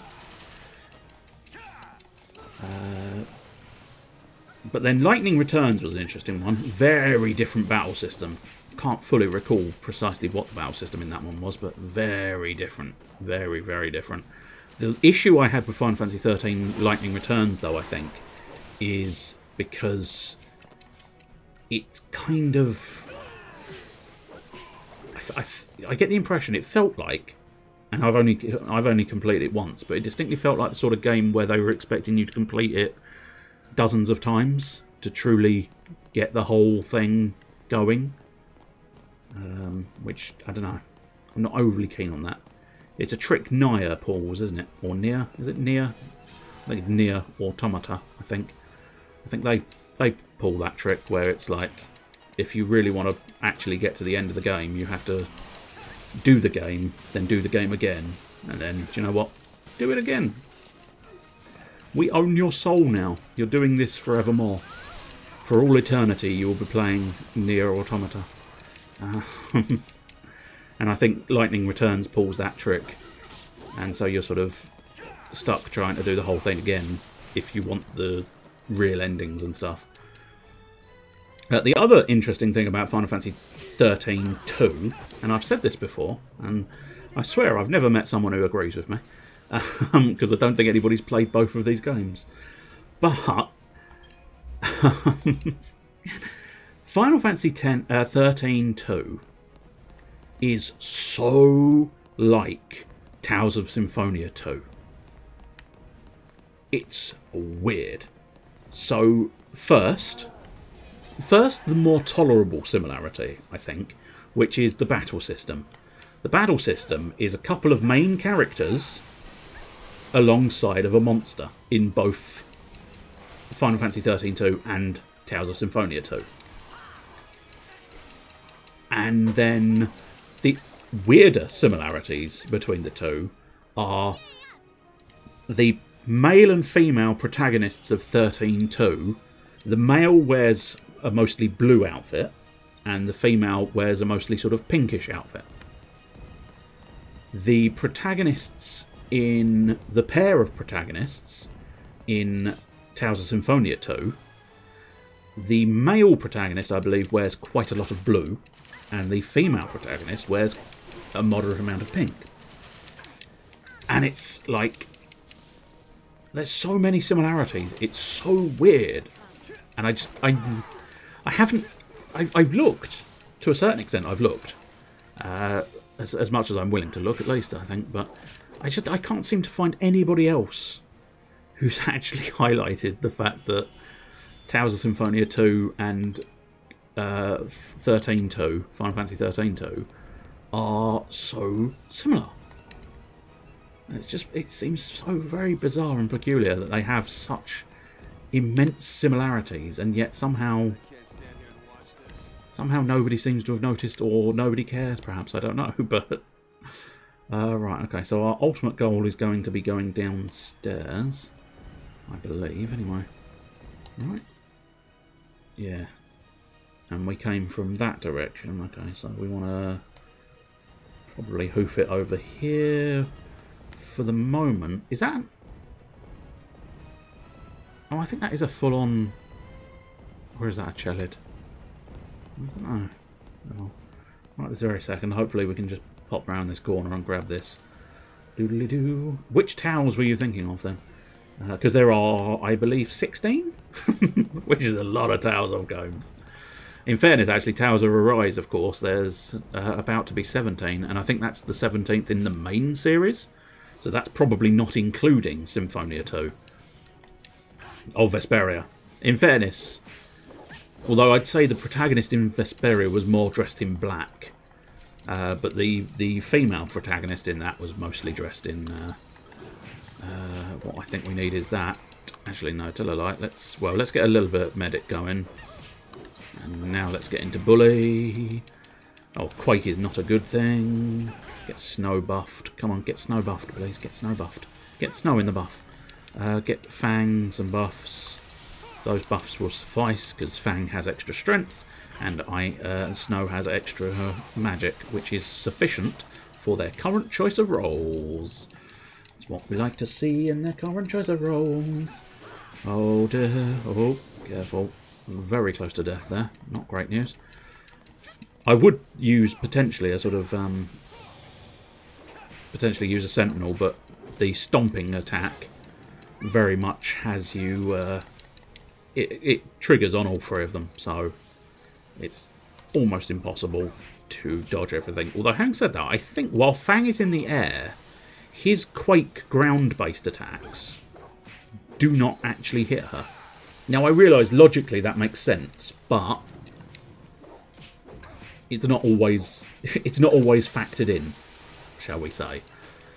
So just because it's a logical situation, of course if you mistime it, you do find yourself slightly stuck in the middle, going, oh, I'm up, but I'm down and I'm shaking around. Oh, I didn't want to do that. which was unfortunate and inconvenient. But yeah, spoiler, that was a Chelid, not a full-on adamant tortoise. Because if it was a full-on adamant tortoise, I wouldn't have won. Can we actually get the back attack on these things? I'm not entirely convinced we can. No, I think they are just that touch too big. Vesperia and Symphonia in the same spot in my brain. That's fair. Those two, I think, are the more legendary Tales of games, as far as I'm aware. I might be proven correct, but as far as I'm aware, Symphonia is legendary beyond comparison, and Vesperia is equally considered to be one of the more legendary titles. Now, I've liked almost every Tales of game that I've played. I do have, me and Vesperia, I discussed this the other week, me and Vesperia very much had a falling out over a certain boss, and we've not seen eye to eye since. I do mean to go back to it, but what I'll probably do is give it another sort of year or so, and then I'll start it again and try and beat that properly. But I've got in... Oh, really? Oh, my. How fascinating. Oh, interesting. I would be devilishly curious if it was the same boss. Because, I don't know. There was a couple beforehand which were like alarm bells type deal. Oh dear, that's stop on the medic. Stop on the medic's not great. Good lad Snow. Good lad Snow. But yes, we really need the medic back in action. Thank you. But yeah, there was a couple of sort of alarm bells type bosses early doors. But I managed to get past them. But then there was the big one that just, I think it double bossed you for starters, which was always an issue. Always an issue. But it also had a funky sort of, I think it had a funky kind of requirement that you had to do. And it was like, you made me burn everything I had in the first iteration of this fight. I have nothing left to do your funky choice. It's the back-to-back boss fight against the party healer. I wonder, I don't immediately recognise that, so I wonder if he did get further than I did. So he may have toughed it out a bit longer than I did. I tapped out early, perhaps, I don't know. Or I just don't remember that fight. One of the two. Right, so I think we've pretty much dealt with this situation. But the most recent one I was doing was Tales of Berseria. And not to be confused with Vesperia, because this is Berseria. B-E-R-S-E-R-I-A. Similar sound, and I don't know. I only reiterate it owing to my lack of enunciation. So it's not. I'm not considering you daft enough to not know the difference between the two. It's just I feel I needed to clarify, just in case my enunciation was not proficient enough to truly make it sound like they were different games. Yeah, no, see, that's interesting. I was playing the game remembering, for some reason, I don't know why, it's weird what sticks in my brain and what doesn't. It's very weird. But that was one of those ones in the back of my brain. It was like, for some reason, I feel confident that I remember hearing that Nicarin doesn't like this one. And I don't know, do you know why? Has he discussed with you why he didn't like that one? Because I can't remember. The only part I remember is the fact that I don't think he liked it. And yet I can't quite recall why. And I don't... It's one of those weird ones where I didn't see a reason why you would dislike it. I can only assume maybe he just doesn't like the battle system. That felt like it made the most sense to me. He hates the characters? No. Bad Nicarin. He can dislike the battle system, absolutely, but disliking the characters, how dare he? How very dare he indeed. No, I mean, he's perfectly entitled to his opinion, no matter what it is, but I can't deny the characters. I absolutely adored the characters. Well, for the most part, I mean. Whiny little child is always going to be whiny little child. The main character? Oh, interesting. I must admit, I wasn't... Oh, shit. This could be a bad situation. Luckily in this game, This game is fairly... Oh dear, Snow's dead again. Are you going to be able to... I don't think you're going to be able to do the revival this time. Well, if you get your finger out, Vanille. Get your finger out with the cures, and then you'll be able to get Snow back on his feet. There you go, see, there's a perfect opportunity. Use the raise, Vanille. Ah, oh, too late. You were too slow, Vanille. Use the raise. Give Snow a raise, he's earned his funds. But, you know, the main character is an odd one, I think. Because there's almost a sense of... There's this odd sort of sense I got where she's kind of trying... The character itself, or character herself, I suppose, technically, is trying to be more demonic and evil than she truly is. And there's this weird sort of schism in there. But I did get the impression that was almost deliberate. There was a deliberate schism in this idea of, like, she's trying a bit too hard to be vengeance and darkness and demon. But also, there is an element of, you know, she had everything taken away from her. She's kind of entitled to wanting vengeance, hatred and death. But the other characters, I fucking loved them. Rokuro, I must admit, towards the end of the game, I had sort of settled. Now, I'm willing to accept the fact that a lot of these names, they might mean nothing to you if you've never actually played it yourself. I don't know. But nonetheless... is that still alive? Feels like that's still alive. I mean, I'm not getting a red dot, so I think it might be dead, but it feels like it could be alive. But Rokuro, I kind of settled in the end as my character of choice to fight as. Which is almost a shame, because Aizen was definitely my favourite character. I mean, he was fucking awesome. Now, I'm not going to lie. I'm not going to lie. Yes, he might have had a very long coat. But that's not precisely why I liked him. And yes, like Snow, he might have punched things. But they're not the only reasons I liked the guy.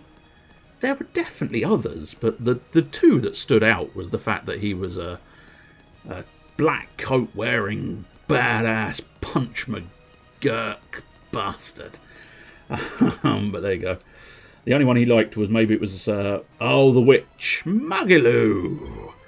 Now, see, I kind of liked her, but she had that sort of element of tiresome nonsense. But she did kind of grow on me. And I'm fairly confident. It's one of those ones where I just happen to recognise the voice. And I think I may have looked it up to confirm, but I can't say this with absolute certainty. So I'm around about the 95% certain. But she is also the voice of... The woman who did the voice of Magalu was the voice of Futaba from Persona 5. Now, where the shitty bum-bums do I want to go? Ideally, if you've got a shitty bum-bum, probably to the bathroom. Because, you know, bare minimum... If you've got a shitty bum-bum, bare minimum, you're going to want a quick wipe. If not, full-on sort of shower to really, really scrub her clean. Pascal from Tales of Graces. Ooh. I feel like I have played Tales of Graces, but this would have been years ago. Therefore, I don't immediately recall Pascal, but... let's go after the... actually, no, the Sanctum Force might have been the... I think the vampires might have been the easiest to go after first, but oh well, we've technically wiped one of the Sanctum Forces out instantaneously, so now we're after the vampires after all. So we're alright there. Come forth. The other characters, who are the other characters? So yeah, Magalu, for the most part, I did like her, and she did grow on me. But she was also slightly sort of weird, which in fairness was kind of why she grew on me eventually. But especially, like, I quite liked the development of her storyline as well. That was quite interesting to behold, I think. That sort of almost coming to an understanding as to precisely what made her her was quite interesting. And then, so there were 6 characters. We've discussed the protagonist. We've discussed Rokuro, who I think I liked both his visual and his fighting style, because his visual was basically sort of Japanese samurai warrior, and I loved that. And I equally quite loved his sort of storyline as well. Although I suppose arguably it's just because he was a demon, but it was always interesting when he sort of lost his temper a bit. Good but not amazing. Yeah, I can probably agree with that. Although having said that, I completed Berseria, and I can't necessarily say that about every other Tales of game. As I say, Vesperia being a key one in the sort of fuck you, we've fallen out now. You pull that shit. No, Eisen. Eisen was the one whose sister is in Zestiria. Zestiria. I think there is. I don't know. You may have the right spelling there, but I feel like there was an I, an extra I in there. But as I say, I might be wrong there. I feel like it was Zesty Rear. And if you've got a Zesty Rear, I think you've sat in a crate of oranges at some point, I think. But no, I mean, in fact, on this occasion, spelling is not really the issue. Let's be honest. The Tales of games, Tales of Graces, perfectly fine, but some of its other ones are a little bit like, fuck off. What kind of bizarre nonsense words are you spouting? This is the point in time where you go, they're just standard Japanese words.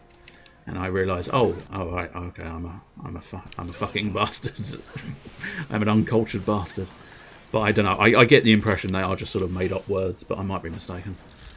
Although Berseria, I suppose, is based on, I'm assuming based on Berserk, and that's why it's darker. Because that's the other. That's the reason why I think I did quite like the Berseria's characters. Because they were all just that little bit darker than normal. Oh, is it? Interesting. Now, see, that's the one. Zestiria is the one that, in a general consensus, I think, is considered one of the weakest. Because I think, or at least in the Steam reviews I was looking at, they suggested it was sort of, which again flies in the face of general consensus. There you go. But yeah, I enjoyed Zestiria, and yet I saw a couple of reviews suggesting it was sort of there was this element of long-windedness to it, and in a sort of like unnecessary long-windedness, I think is the point, because obviously most of those RPGs are long-winded. Let's be honest, they are, you know, bordering on, they're almost always knocking on the 60-hour marker, if not, you know, passing the 60 mark hour because nobody answered the door, and popping down to their next door neighbour at 80 hours. Certainly I think we've done 60 hours worth of Final Fantasy XIII, and we're still going strong. But yeah, the Tales of ones, I've always found the battle systems to be a bit awkward in those ones. Most of the time because the battle system expands quite so much. It starts getting to be like this weird sort of, oh, fuck me, okay, you've given me another thing to think about. And I suppose, unfortunately, my poor little brain can't necessarily keep up with all of the things the games offer. It's a bit like with Berseria, despite, you know, completing it and getting through it, and doing a lot of the side quests, in fairness. I did go round and polished off a lot of the side bits and bobs with that one. Towards the end, they were still... You know, you were deep into the game, and they were still going, well, right, we've given you this as options now, and we've given you this as options, and oh, Jesus Christ, must you? Can we not keep the options a bit simple, please? For the sake of my poor brain, can we keep them a little bit simpler? But they do like to sort of pile on more and more bits, more battle bits.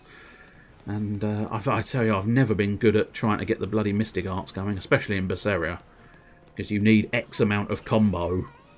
But from what I could tell, Berseria didn't provide you with like a combo meter. So I thought, Jesus, this is a bit of a complicated map, isn't it?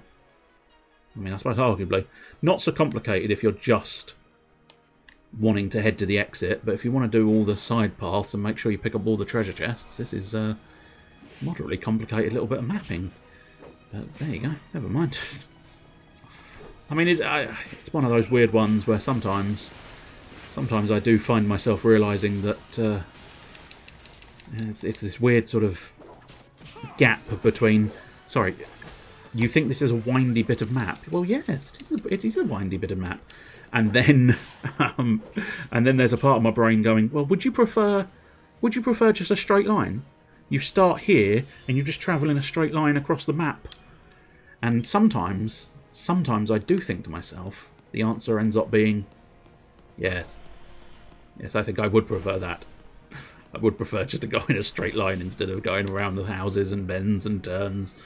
But then you do suddenly realise, if that was the case, good lord, they'd be far duller, wouldn't they? Far duller experience if you don't actually have to go round the maps exploring things. Do we actually have all of these people scanned? No, we do not. So, just double check. Yeah, I think it's only the Inquisitrix we want to scan.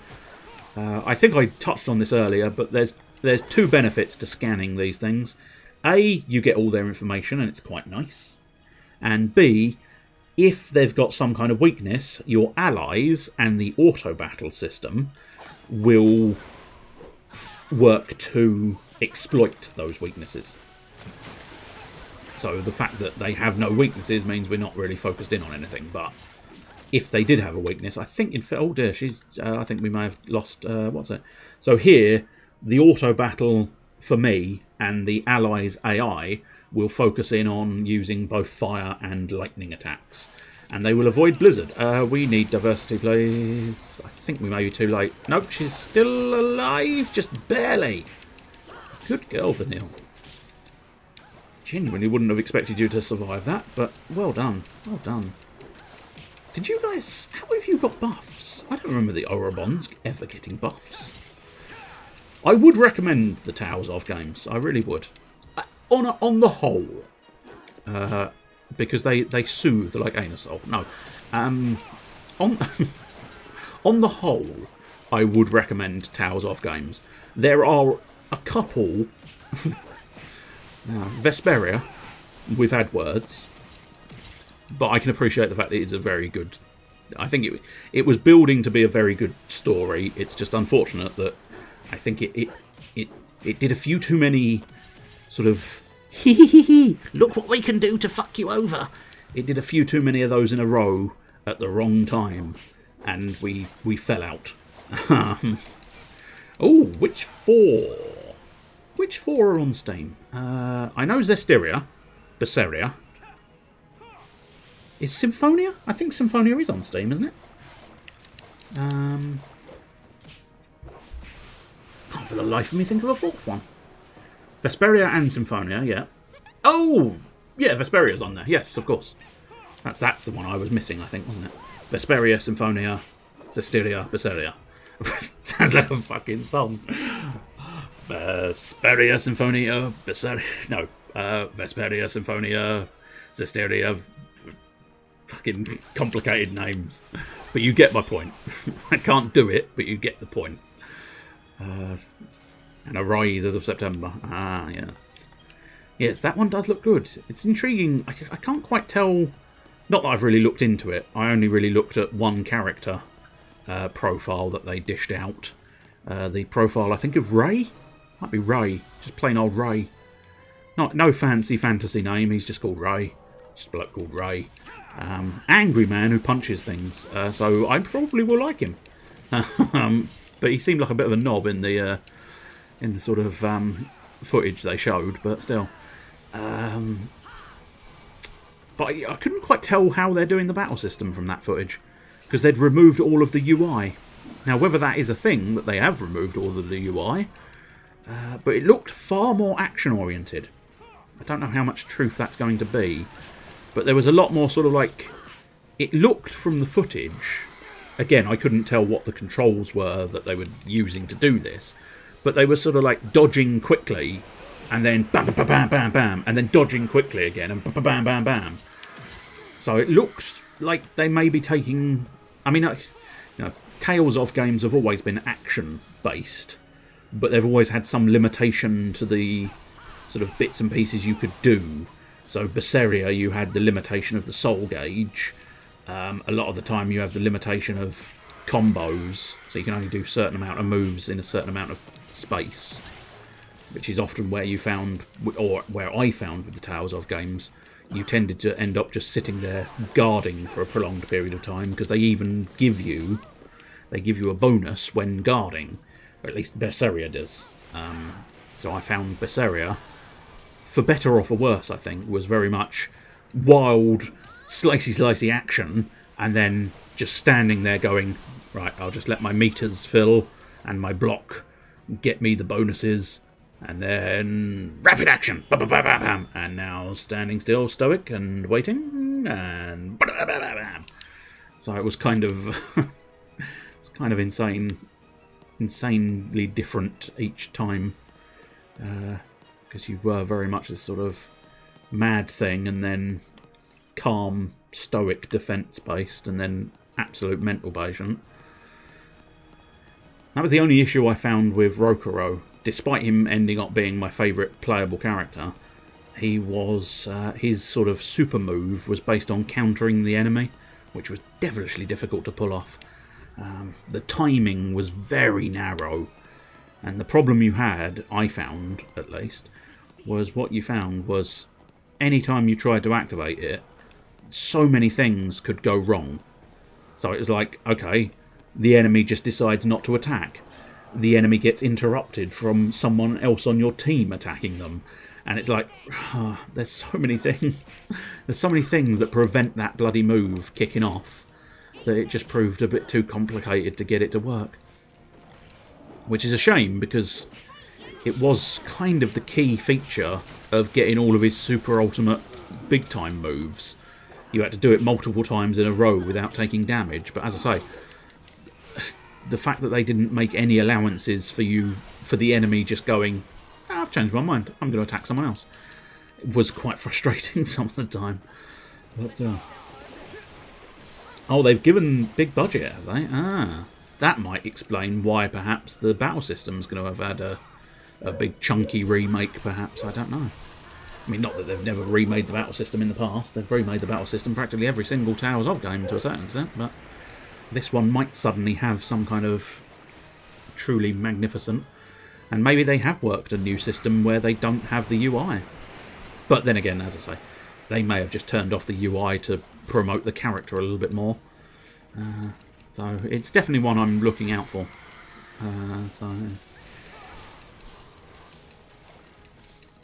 Right. It's a bold opener. It's a bold opening statement. I mean, I'll welcome you anyway, because why not? We like to include people. So welcome, Granny and me. And thank you for following. But it's an interesting choice of opening statements. But welcome nonetheless. We're playing Final Fantasy XIII, where we're just discussing... Weirdly, we're discussing Tales of games whilst playing Final Fantasy XIII, which you'd perhaps think wouldn't be the case, but nonetheless, it is exactly what we're doing. And I suppose arguably I should do the full line. You've just harpooned your way to following a new streamer. There you go. And I actually did it surprisingly professionally. Usually I muck that up. Do-do-do-do-do-do. How are you this afternoon, Mr. Granny and me? Is it actually Granny and you? And are you 32?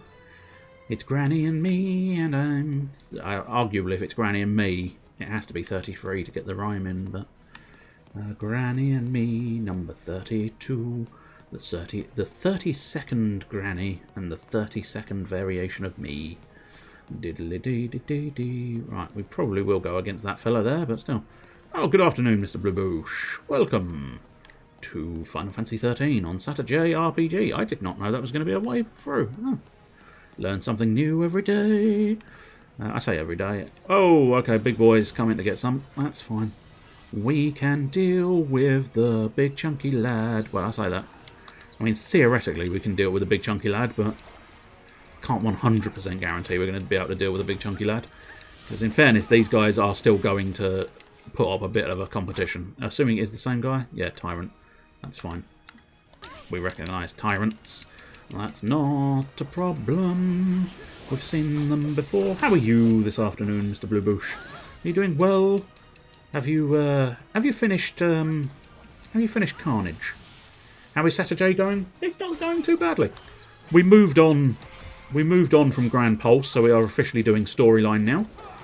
We probably... Oh dear, this is not good. Not bad, but it's not good. I think we need to take down that blade first. Do we have the scan on the blade? Not necessarily, but still. You need to finish Carnage's base. Okay. What's left is it sort of... Because from what I saw last night, it looks like... And you may want to do fancier things, I suppose, but... weathering... Dirt...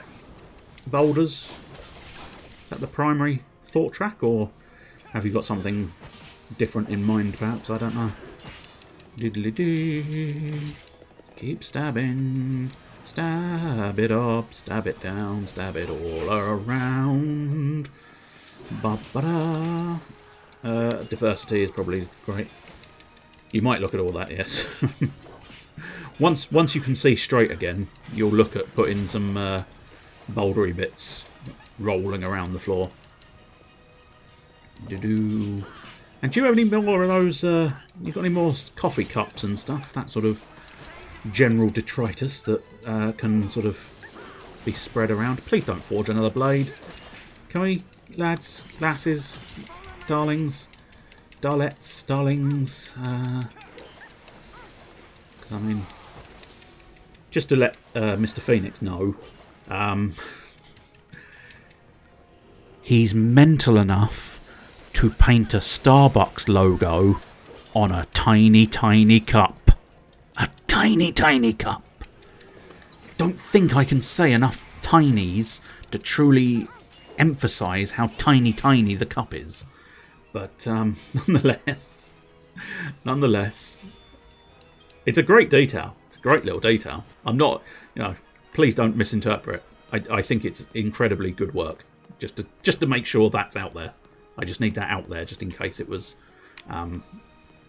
obfuscated in the attempt at being amusing. But nonetheless, it's the sign of a madman, a true madman who paints a tiny Starbucks logo on a tiny, tiny cup. Why? Well, do you know what? You might not know, but I think I do. It's because you're incredibly good at your craft. And just generally like to make them look as good as they can possibly look. And that's an admirable quality.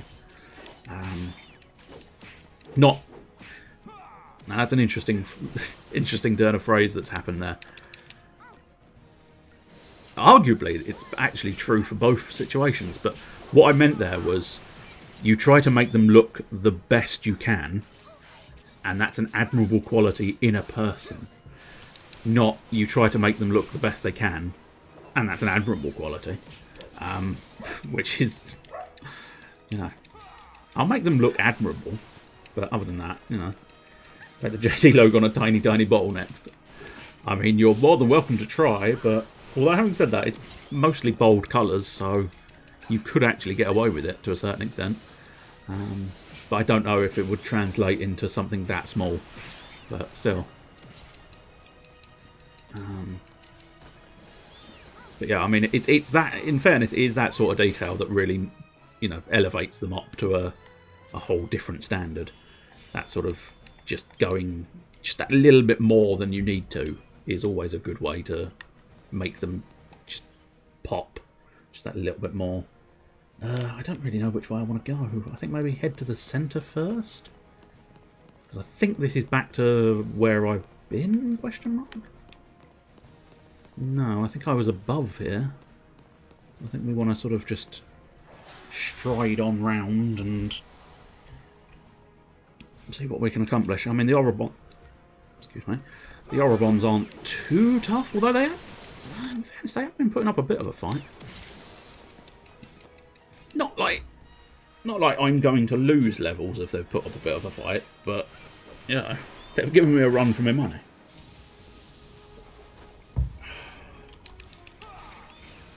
Hey you! I've just realised we haven't actually got Fang and Vanille in the party, which means we've got double Australia. Double Australia. Hey you! Gonna fuck you up. Put you on the barbie. Gonna have fishy legs for dinner. And fish don't usually have legs, but, you know, it's the world of Final Fantasy. Fish can have legs if they want to. If they believe hard enough, if they believe in a thing called love, they can have fishy legs. I'm not sure Barbie wants that. Nice. Very nice. Didn't even consider the second meaning of Barbie there.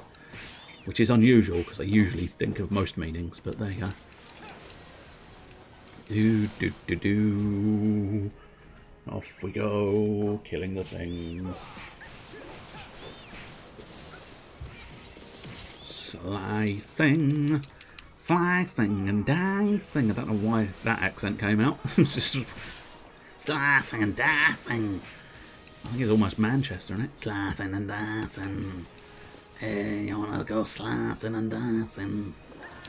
Go on, Fang, that's what we like to see from you.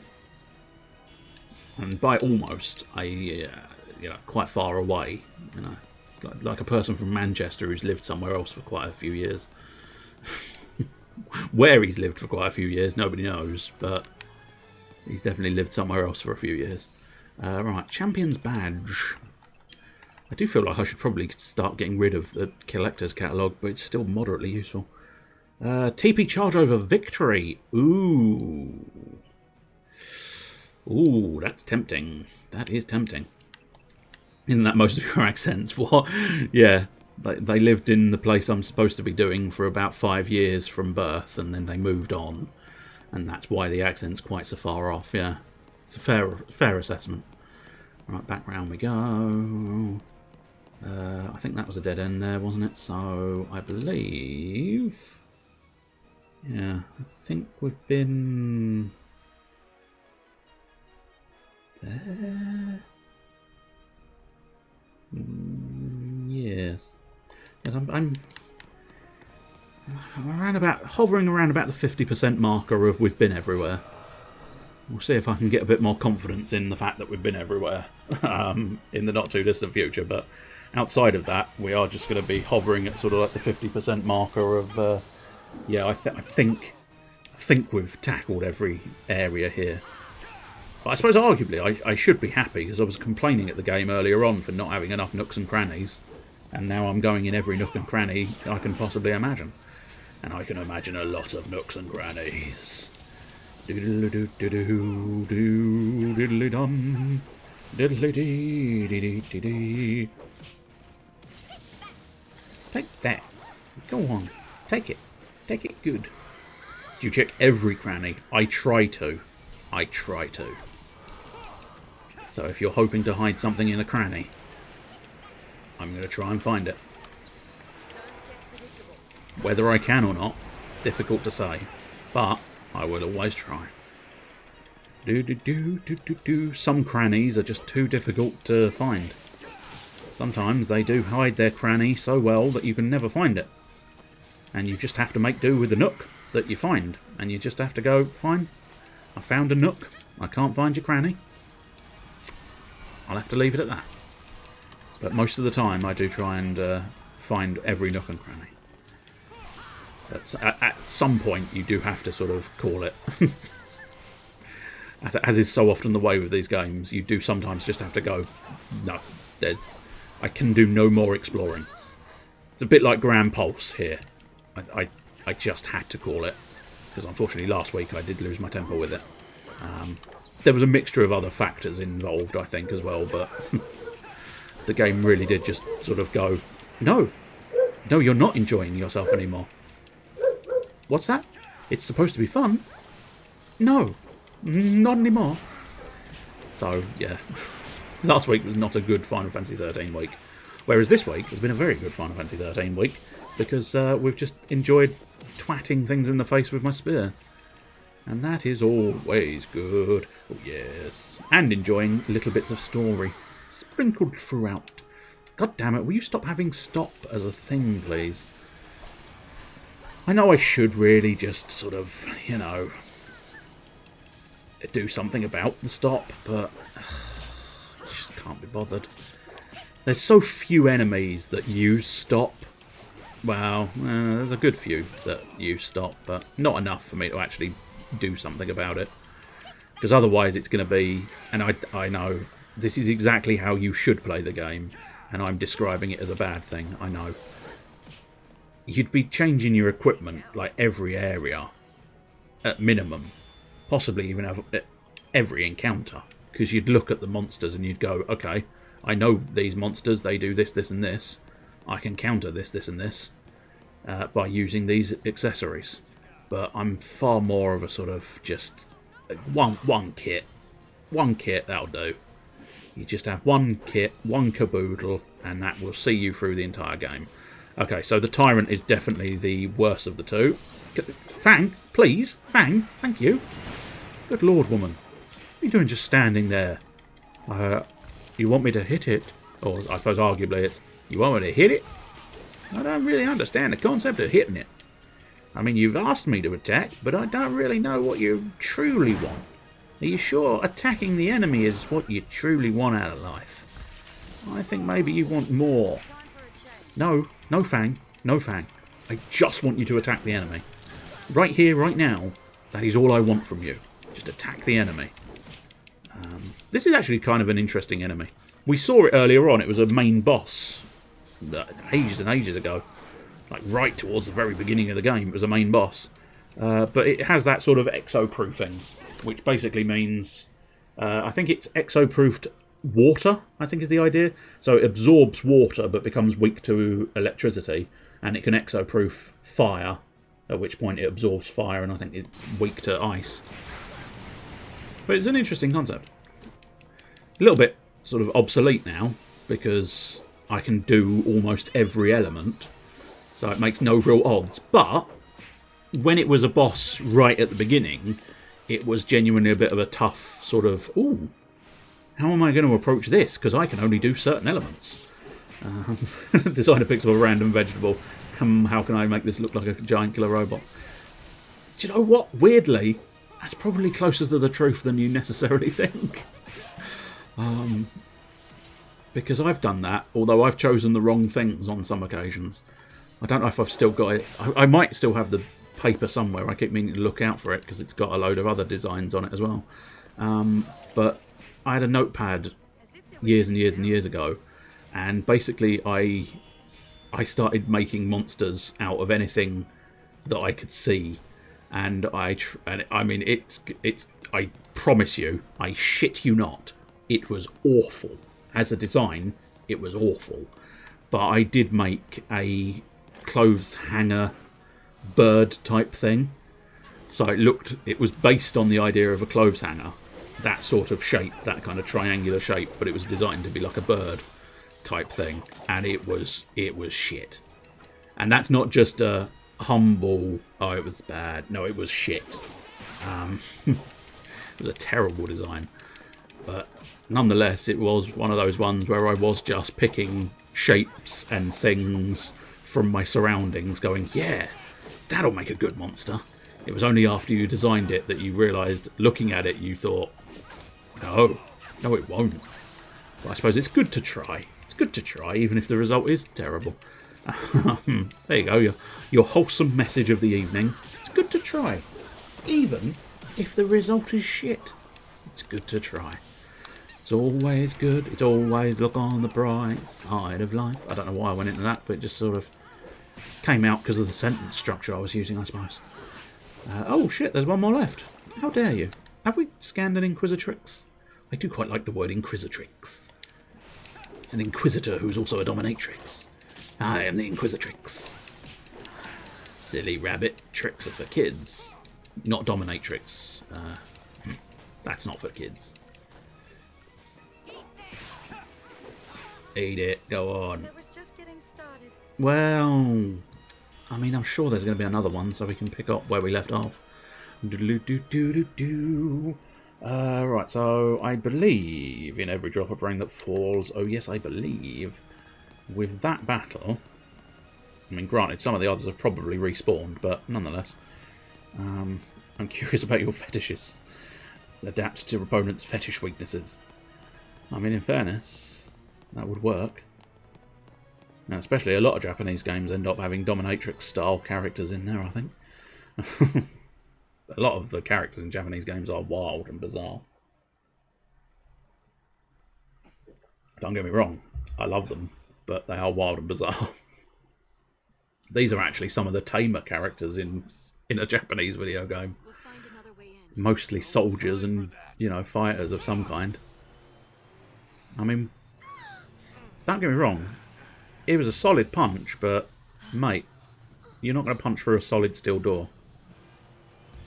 Admittedly, I can't deny there was a result there, because it has opened. But just the mere thought that you were going to actually punch through a solid steel door is laughable. Oh, hello. Oh, it's the friends from the beginning. Finally made a reappearance. We've been down on Grand Pulse for far too long, in fairness. So, Snow, you're a pulseless sea now, huh? Yes, and stronger than ever before. Good times. If you've been keeping track, you can clearly now see there's a lot more tattoo to that. A lot more arrows and stuff. It's evolved. We've been waiting. Us and the rest of the Purge fugitives. But damn, those Pulse Fal'Cie sure know how to pick 'em. Yeah. Out of all the idiots in the world, they choose this one. Oh, hey, now wait just a minute here. I am your fearless leader. You're not supposed to laugh at the You do hope I get to whoop their asses. No. No. These are my friends. Just like old times, huh, boss? Don't you worry. Stereotypical big hair, And you concentrate on saving woman in barely any clothing, small child. Together. These are the official names, by the way, and blue-haired boy. Now, what's our motto? Fal'Cie are no match for Nora! Nope, off they pop. Bye. Oh, it was nice seeing you again, but yeah. You seem to have just vanished again. Bye-bye. Pointy hair man, boy, barely clothed woman and blue-haired lad. I suppose actually it should have been lad and blue-haired boy. That was far better. Blue-haired boy has a much better... It rolls off the tongue more. Side saddle, a speeder bike. That's the worst that could happen. In fairness, they have side saddled a lot of things, because Fang does that with chocobos. I suppose arguably they've never really understood safety on speeding vehicles has never been their top priority. So, well, I wasn't going to. No, I'm not going to do that either. Shut up. You interrupted my flow. The Antares Deluxe. Ooh, they sound good. Let's see how shit they are. Well, having said that, I've stalled out on the Procyon, so... Chain bonus boost. I don't know what that does.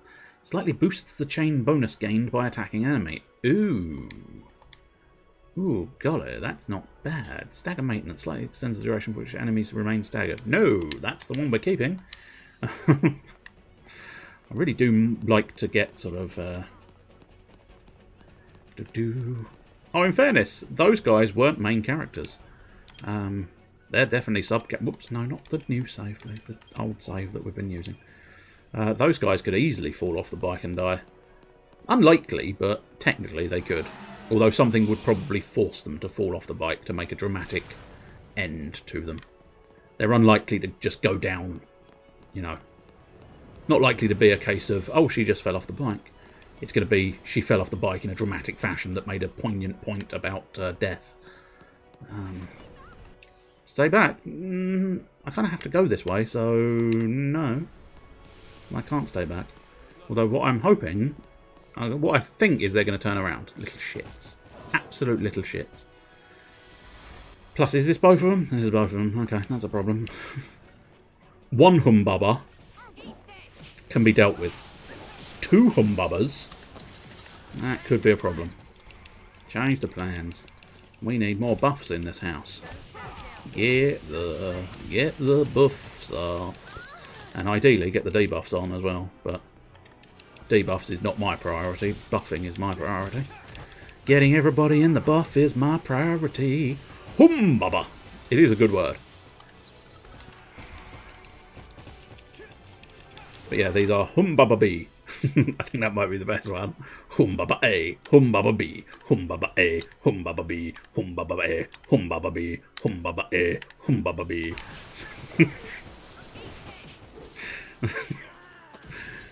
It's a Final Fantasy version of beatboxing. Humbaba A, Humbaba B, Humbaba B, Humbaba A, Humbaba B, Humbaba A, Humbaba B, Humbaba A.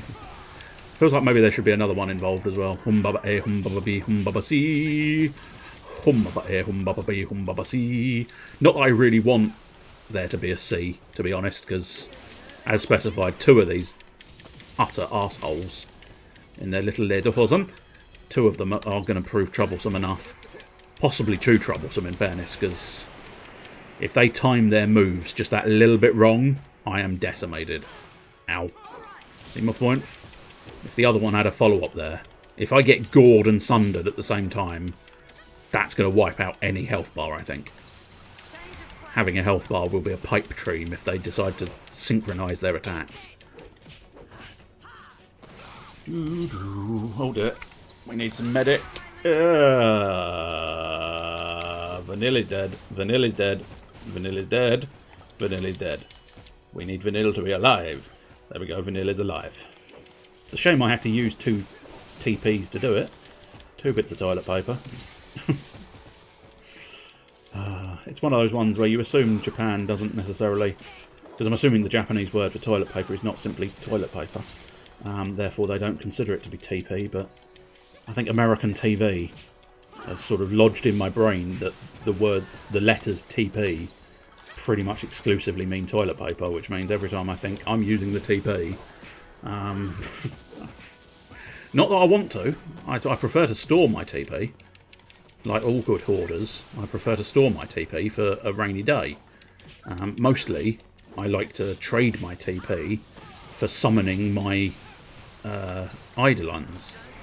But sometimes they force my hand by killing one of my people, and that means I end up having to use my TP for revivals. Yes, let's make it easier by just using Faith on there. That depends. Yes, there we go. I've used a degree of logic. Only the smallest of degrees of logic, like 5 degrees or something. Nothing too much. Just a tiny acute amount of logic. Ow, Snow, please don't die. I'd really appreciate you not dying if you would be so kind. Thank you. Well, having said that, snow dying is not as much of an issue as some of the others dying. Vanille dying is a huge problem, and a problem you can't really get around unless you're right at the end of the battle. I feel like I've been turned around. Have I been turned around? I feel like I've been turned around. Yes, I've been turned around. I'm going the wrong way. It's lucky I do seem to have a sense for that. Despite the obvious no sense of direction, I do seem to have a sense for when I think I might have been turned around. It's all too easy. Coming out, I suppose the problem is that sort of turn-based battle system where you jump off to another area, and especially if you're in a prolonged battle like these, you know, it's very easy to lose the direction you were supposed to be heading in the first place.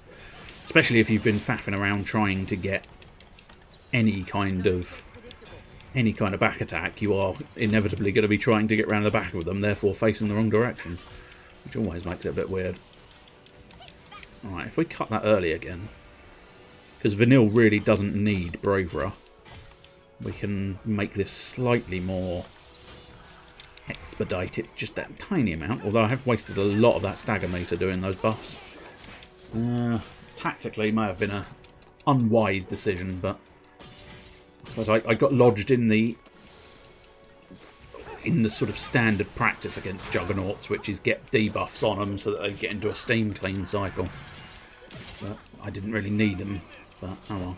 We might be able to power through without a second stagger at this point. Or we might want to go down to Try Disaster and... Oh, he's doing steam clean, so that's going to distract him for a moment or two. No, we'll stick with Commando, because I think Fang is going to do quite well. I'll tell you what we'll do. Do you know what? I'm going to treat myself. I don't think it's a sensible decision, but I'm going to treat myself to a high wind. Yep, that was shit. Unbelievably shit. Wow. We're going to look fabulous after this fight because of the steam cleaner, yeah. Oh dear. But I really wish that high wind felt more worthwhile, because then I'd use that high wind more often. But the problem is, I think...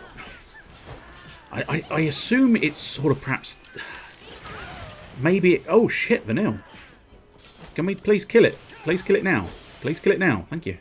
Christ. Almost went horribly wrong there. But, yeah, I'm assuming there's a different sort of tactic you can use. I'm wondering if maybe I use the most simplistic of the tactics available to the game, which is stagger them, fuck them up. It's an effective one. Simplistic, but effective. Whereas those high wind and sort of snow's fancy move as well, maybe they require a certain amount of extra fanciness and effort that I don't put into the battles. But I don't know. Because they just don't do much. It's one of those weird ones where if you're going to use the stagger, if you're going to use the chain gauge to affect their attack, it's kind of like, at this point I might be able to get away with it, but I think it's dead, so it won't make much difference. But high wind strike! Because it's a weird one, because a series... If you're doing a series of high damaging attacks, it's vastly superior to a single slightly higher damaging attack. That's the main problem I think it is. It's not that much more devastating than your standard attacks, but it requires all of your ATB. So it's kind of like, if you just do 5 standard attacks, you're netting more damage than if you're trying to do 1 big attack. I should have done what I did last time, but never mind. Have a bit of bravery, Vanille. Why not? Treat yourself. Oh dear, I think diversity is required for a moment or two.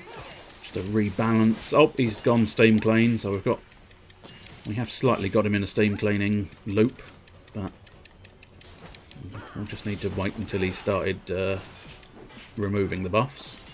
Because the steam clean cycle takes a little bit of a reasonable length of time, which is why it is beneficial, and in fact the best method to deal with these guys, really. I mean, I must admit, it's a bit of a waste of Fang's time, because the only sabotage I've got available is either... Well, no, I mean, the others are doing something. Don't be sassy. Don't be that sassy, Fang. Not literally doing everything. In fairness, at that exact moment when you said you had to do everything, you weren't doing anything of any real use to us. There we go, got him locked in steam clean again. I'll tell you what, let's try a little bit of try disaster. Really punch that stagger meter into the great beyond.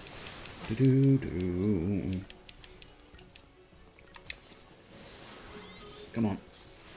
No, I think gotta get a bit of bully. Get a bit of bully in the house. Get a bit of bully in the house. Let's hope she's gotten at least 1 debuff on there. Oh, she got them all. Bloody hell. Well done, Vanille. Well done.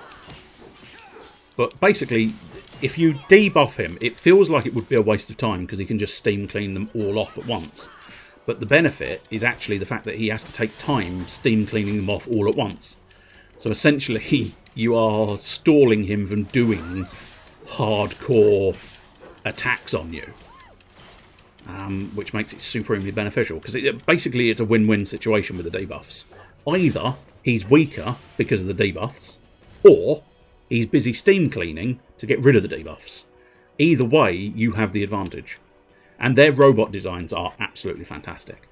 I don't think we'll see many more. I think I got turned around again tonight, yeah. See what I mean? Always know that I've been turned around. Oh god, double humbubbas again, really? They don't want me moving past this road, do they? Fucking hell.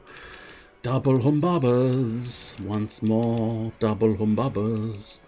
Hum-babba-bee, hum-babba-bee, hum-babba-bee. Hum-babba-bee, hum-babba-bee, hum-babba-bee. Hum-babba-bee, hum-babba-bee, hum-babba-bee, hum-babba-bee, hum-babba-bee, hum-babba-bee. Tee-hee-hee, the hum-babba-bee. But yeah, all of their robots have been quite a nice design. There's sort of Even the ones I really don't like. Although the boxed flanks are a bit... Although they are called boxed flanks, so it makes a degree of sense that they're a bit boxy. But they're a bit weird. Some of the sort of valve steam... The ones with the sort of big valves and weirdness are a bit odd. But I do like their bog standard, like, little... almost construction bot type thing. I mean, they're not necessarily meant to be construction bots, but they have that sort of yellow... They have a yellow aesthetic, which kind of plays into that sort of idea of, you know, JCB yellow. They almost are. I'm assuming they're probably not JCB yellow, because if they were, I suspect they'd be sued.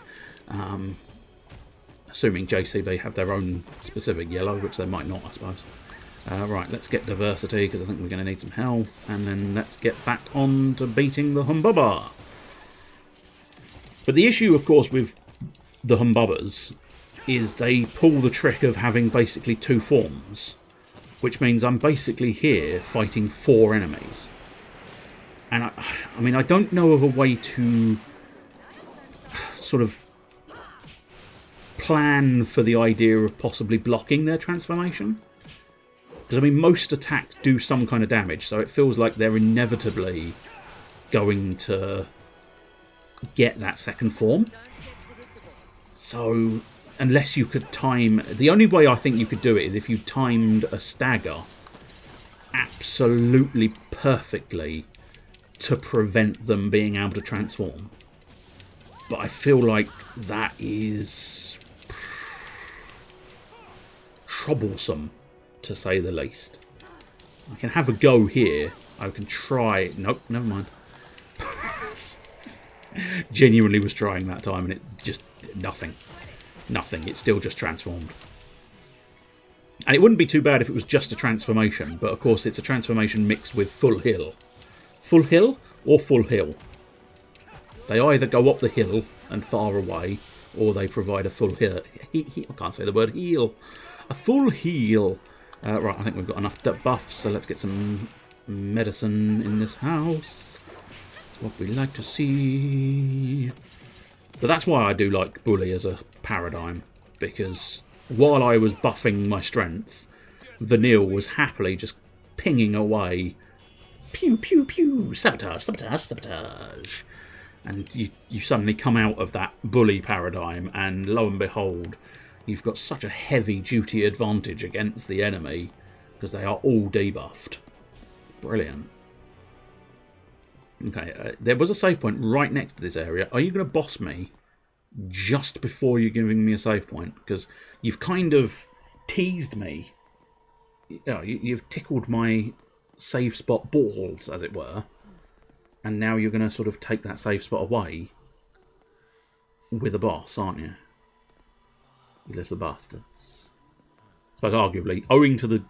You've not seen it yet, luckily. Fingers crossed you never will at this point, but luckily the system in this game is very forgiving for death. Because basically, it just goes, oh, you lost. Try again? Yes. And that's it. You don't go back hundreds of miles, which I appreciate. I think that's one of the things that makes this one of my, you know, preferred games. Could be. Maybe Orphan's having trouble. Wouldn't necessarily say it was my favourite. But, you know, it is nonetheless a very appreciated way of doing things. Because I do like a game that understands that unfortunate things can happen in a battle. And therefore, you know, it's very pleasant for them to just go, oh, you fucked it. Would you like to have another go? Immediately, without travelling across the entirety of the... Your best game ever, overall categories, is Skies of Arcadia. Definitely. Always, and forevermore, Skies of Arcadia. It's why everything around the channel is based on Skies of Arcadia. And I have now finally done some more alerts to Skies of Arcadia stuff as well. I've chosen a bunch of...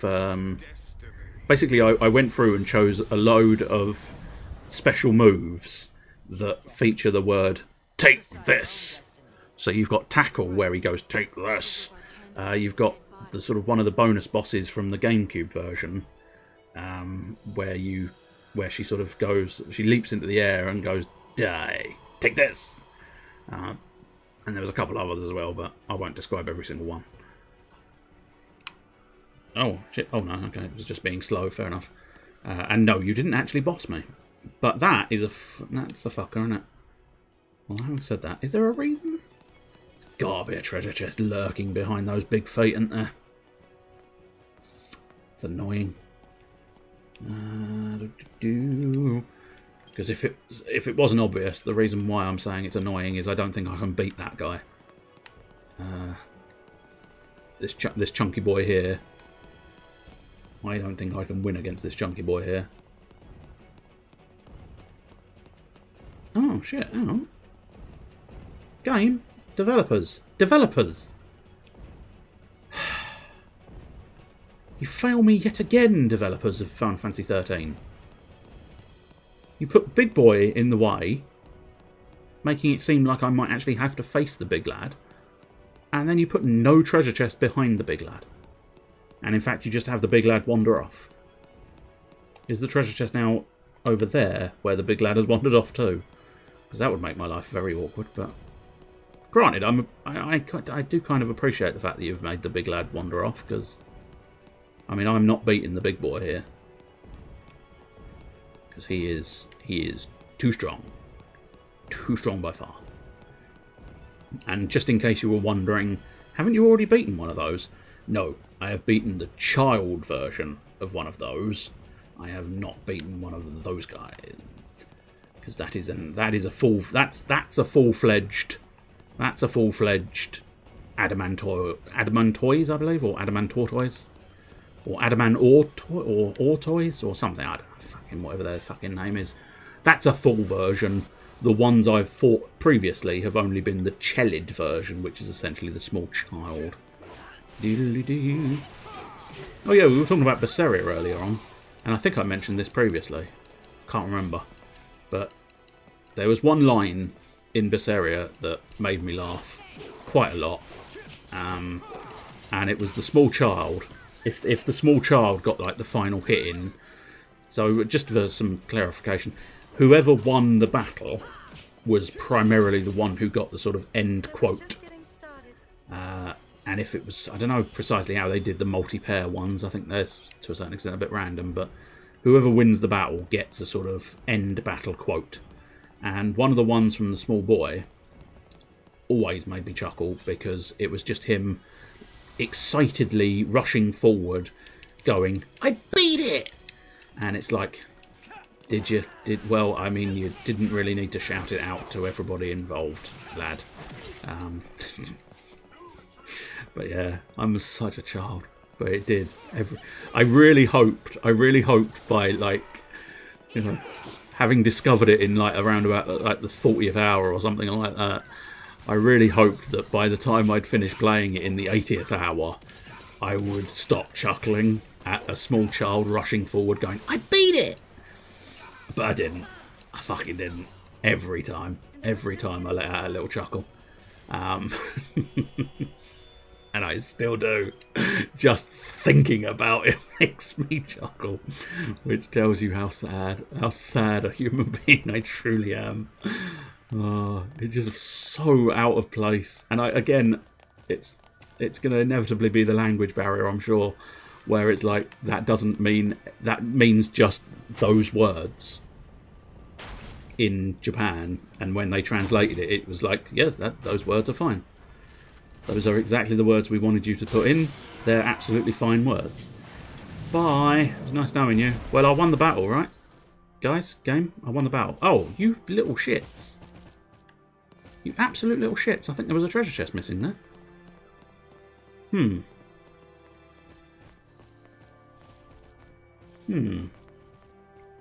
You bastards. Interesting. Very interesting.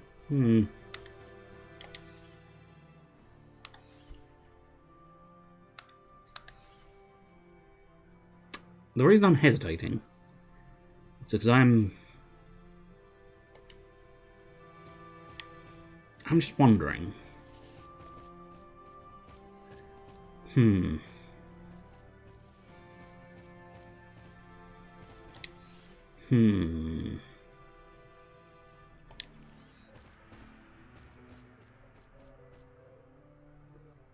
I don't think I care enough. I'm wondering if you can pick up both of those treasure chests before the big lad smashes the glass. But I'm equally wondering if it is basically you choose one of the treasure chests and then the big lad smashes the glass, no matter what. And I've come to the sort of conclusion that is basically I don't have enough will to reload the game and do all the fights again to try and find out. So yes, you're right, there is only one way to find out, but I'm unwilling to take that way. It's one of those ones where if it is a missable item, then it's probably not. They've learned over the years. Who's sneaking about? You're sneaking about. Oh, I imagine you're sneaking about to dinner. Din's time. Which, in fairness, usually denotes that it's almost my time to finish as well. So it's actually a reasonably good little marker. It's like, oh, try and wind it. Oh, fuckity fucks. Oh, that is 37 health, Vanille, if you wouldn't mind. That was very close to death. I hadn't planned on that being very close to death, but it was very, very close to death, sir. Very close to death. I would much prefer it not to be close to death, please. Come on, slicey dicey, there you go, twice as nicey. In this heat I have already broken a sweat. Because I don't know. I haven't mentioned it, but there may be an extra fan noise in the background. I'm hoping that the standard noise gate and the distance the fan is from me is enough to have obfuscated it and not allowed it to be too distracting, if anything at all. But yeah, the computer has a fan. I have a fan. Everywhere has a fan. Old MacDonald had a fan. E-I-E-I-O. And on that fan he had a fan. E-I-E-I-O. With a fan here and a fan there. Here a fan, there a fan, everywhere a fan. Old MacDonald had a fan. E-I-E-I-O. Bit of bully. Get some buffs going, although... as I say, the transformation feels inevitable. But if I've got some buffs ready while he's transforming, that might be beneficial to me. Get all of the buffs on. Please don't gore my woman. Stabbing time is here again. Also note, he not only fully heals, but he removes all debuffs as well. Because, you know, he just absolutely fucking wants to be 100% dickhead he can be. He basically, this little humbubba went to market, but mostly this little humbubba went to his mother when he was a child. And he went, Mother, please. I have one ambition in life. I want to be the biggest dickhead in the world. And his mother told him, well, child, what you have to do is be able to completely restore your health bar and remove all of the debuffs the player has been working on all this time. Only then, son, only then can you truly be the dickhead you want to be. Oh, I thought all those signs were enemies for a moment there. Luckily, no. There's quite a few enemies in this room, but not that many. I think they have one of the... Weirdly... Oh, no, they do. The Triffids. The Triffids. I was going to say, they don't have any real mimic enemies in this. But they do. The Triffids hide in the grass. Ooh. The Celebrant. I have not scanned the Celebrant, so let's do that. Get myself a little Libra. Ooh, yes. Now, trash that angel. Trash that angel. Need to get rid of him so we can focus on the Celebrants. Oops. Always happens. Slightly too heavy-fingered over the RB button. Or the LB button. RB. It's the Arby's button. It's the one where if you really fancy a, I think, burger.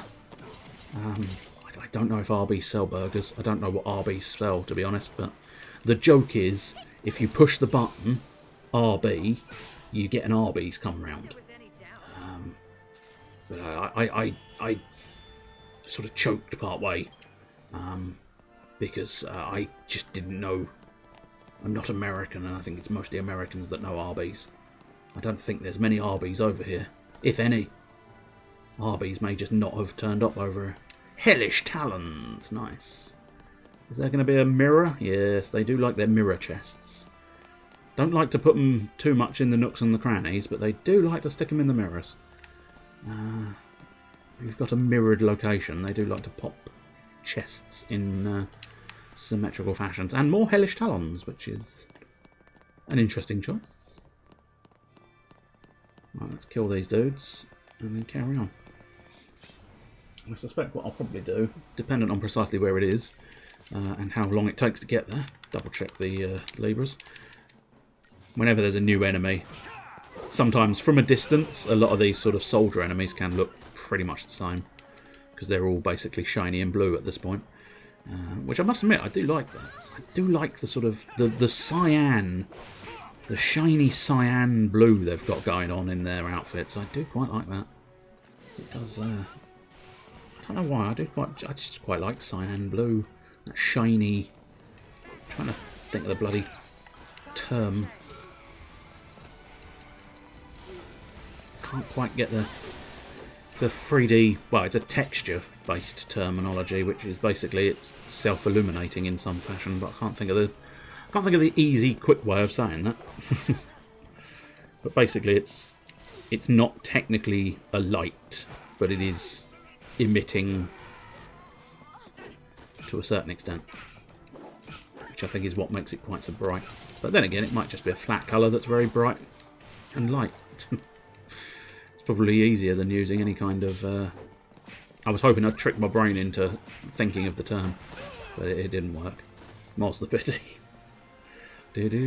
Come on, Fang. Oh, there we go, I was going to say. I'm assuming she's just not knocked over, but all information seemed to be sort of vanished on this occasion, which is quite weird. Quite weird indeed. A very strange case of affairs. Just a couple more attacks should suffice. And we were discussing the battle system earlier.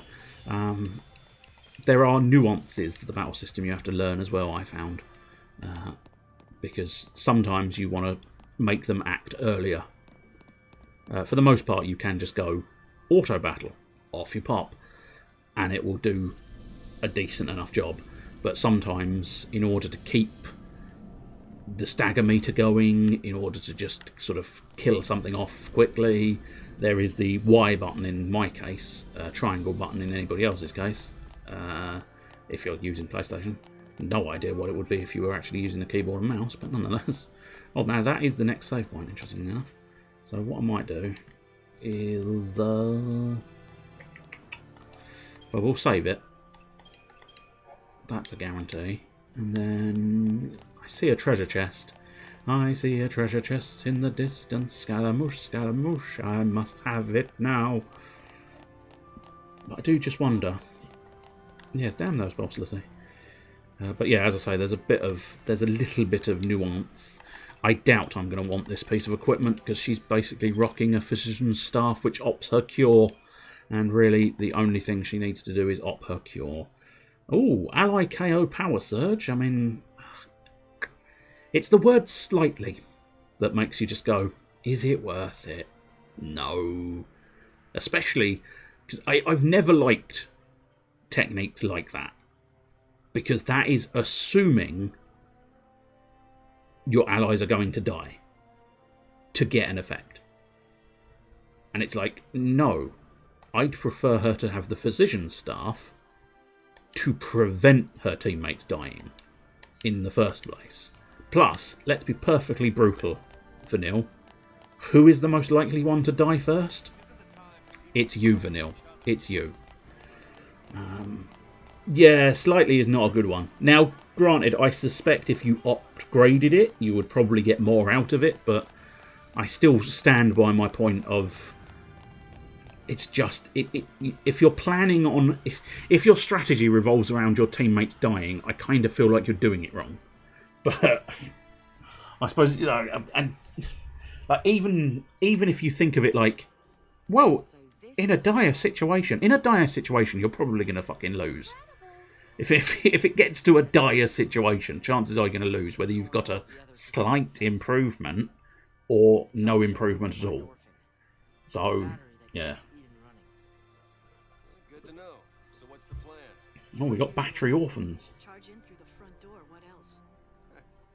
Right, the front. Hey, where are you going? She's going to the front door. Keep up. She made the plan very clear. Simple, but very clear. Right. I almost wish there was evidence to suggest they were going left. Because at that point that would have been quite fun. Oh, hello. Friendly juggernaut, maybe. Unfriendly beastie. I mean, again, I don't really think they're on a side, are they? No, I was going to say, I don't think they're on a side. But leave that situation alone. I was sort of hoping they were going to fight each other, but they are not, are they? Now the question bodes, because I've got a feeling. I wonder, can we spy over there? Because, yeah, you can see, interesting enough, what you can see over there is, I'm fairly certain that is the fight, the jet, bird, dragon, the proud clad that we fought earlier on. But I'm just trying to identify whether I feel like there's a save point over there. Which I feel like there should be, but there's no guarantee. And I don't know. Nah, fuck it. The problem, of course... Oh, I don't need to fight this thing because there's not a treasure chest hidden behind it. Game! Learn to hide treasure chests behind your big monsters. Otherwise, the player realises he shouldn't have fought the big monster. And if he loses against the big monster, he won't try the big monster again. Because it's worthless. I suppose, arguably. Did you really... Oh, I see. You're no longer auto-battling effectively. Or you missed somehow? Or maybe it removed my buff? I don't know how it can remove my buffs. I don't know of an ability it uses that removes buffs, but if it did, shit. Slice and dice its big old sword, and then we can focus on its big old body. Because the sword will shit you up. Because it is just super strong. It's not got a lot of health, comparatively speaking to most things. But it's just, I mean, it's a sword, isn't it, really? It's all attack. All attack, no defense. As you would expect from a living sword. Stabbingtons are here again. They're here again. They're Stabbingtons. Welcome to the stage, Stabbingtons. And maybe even, perhaps they have teamed up with Lady Stabitha. So that you end up getting... for one night only, it's Lady Stabitha and the Stabbingtons. You'll never see this quality of entertainment again, so get yourselves prepped and readied. Still just seeing if there's a save point over the other side. I don't think there is, which could prove troublesome, but oh well. We shall see. We shall see indeed doodles. Get yourself some bully in the town. Get yourself some bully all around. Yeah. So you should just be doing both. I don't know what happened last time. Just felt like she didn't do it effectively. Or efficiently, rather. She seemed to miss Vanille's buffs appropriate. Her proper buffs earlier. Let's do Try Disaster for a little bit more pounding of the chain gauge, and then I'll have to reapply those debuffs, unfortunately, because it has steam cleaned a little earlier than was planned. Right, there's the steam clean, and now double saboteur. Exploitation. You can have all the debuffs in the world. And now I need all the heals in the world. I think double saboteur is a bit redundant, to be honest. Especially since they have mostly the same sabotage techniques. But there we go. Let's get the buffs back on, although I haven't said that. Could be problematic, yes indeed. I don't know if Fang's got the sort of extender power. Not going to make a difference now because her own bravery buffs just run out. So, are you steam cleaning? Oh, you bellend. Oh, you utter bellend. I mean, I know that technically him steam cleaning is part of the plan, but it's useful if he does it not while I'm still debuffing him. While I was doing my own buffs, I couldn't take advantage of him steam cleaning, so it's far better for me if he decides to not do that sort of nonsense. Okay, we've at least got one debuff on there, and one debuff is all you really need when it comes to trying to trick him into utilising his little steam clean. Steam cleaning. Steam cleaning the carpets. Now, if we can take advantage of the stagger meter, we might be able to block the steam clean, which means he's now staggered, can't do a steam clean, will try and do a steam clean again in the not too distant future, and is still debuffed. That is what I call the opportune scenario, because you've basically got the best of every world, which is absolutely what we want. Also, when staggered, I think commandos come into their own because of the launch technique, and generally strength being good against staggered opponents. So you kind of want oh, no stars. I think that might be our first no stars whatsoever today. We've had a few sort of low star ones, but none that have been full force none. You, sir, get no stars. You are not allowed a star here, sir. Go away and take your stars with you. Not that you have any stars, because you've got no stars.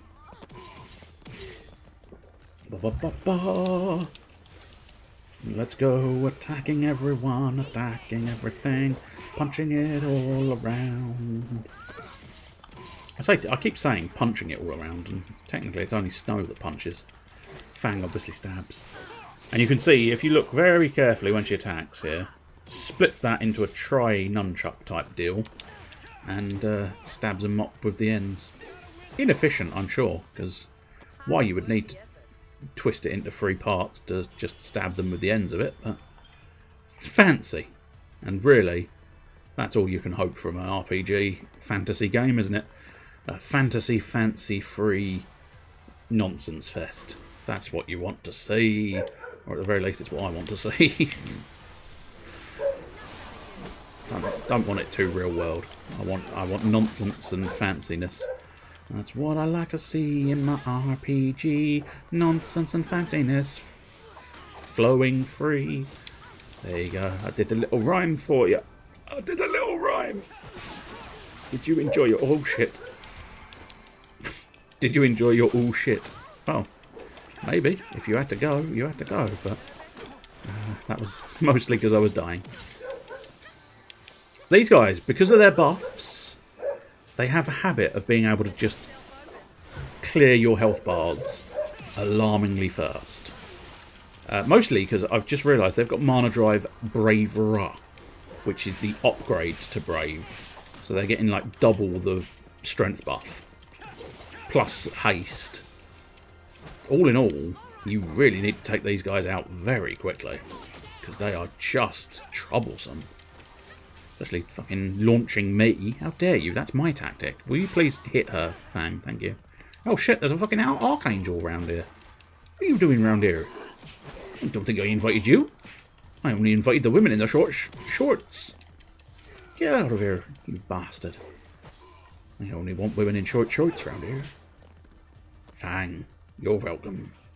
You've got the shortest of shorts. In fact, I don't even know if you're wearing shorts. And of course, Lightning is entirely welcome. And yes, I am about to look and see if she's wearing shorts. She's certainly wearing something underneath. Shorts, I could not guarantee. But Yeah, we're only taking people in short shorts here. Vanille, I don't know if I can make an exception, but I mean, it's a very short skirt, but it's not short shorts. Pure class, I know. Absolutely pure class at all times. Class is guaranteed here on Channel Dragon Fang. Oh, I mean, I suppose it would have been a far greater shock if she wasn't wearing anything. Had been taken off of Twitch. Some random discovery. My God, he made a shock discovery when he found out that Fang wasn't wearing anything underneath her cloth garments.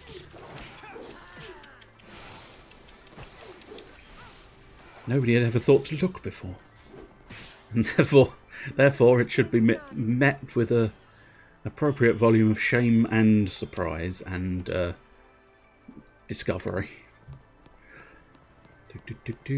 Oh, there is a save point here. Oh, that's handy.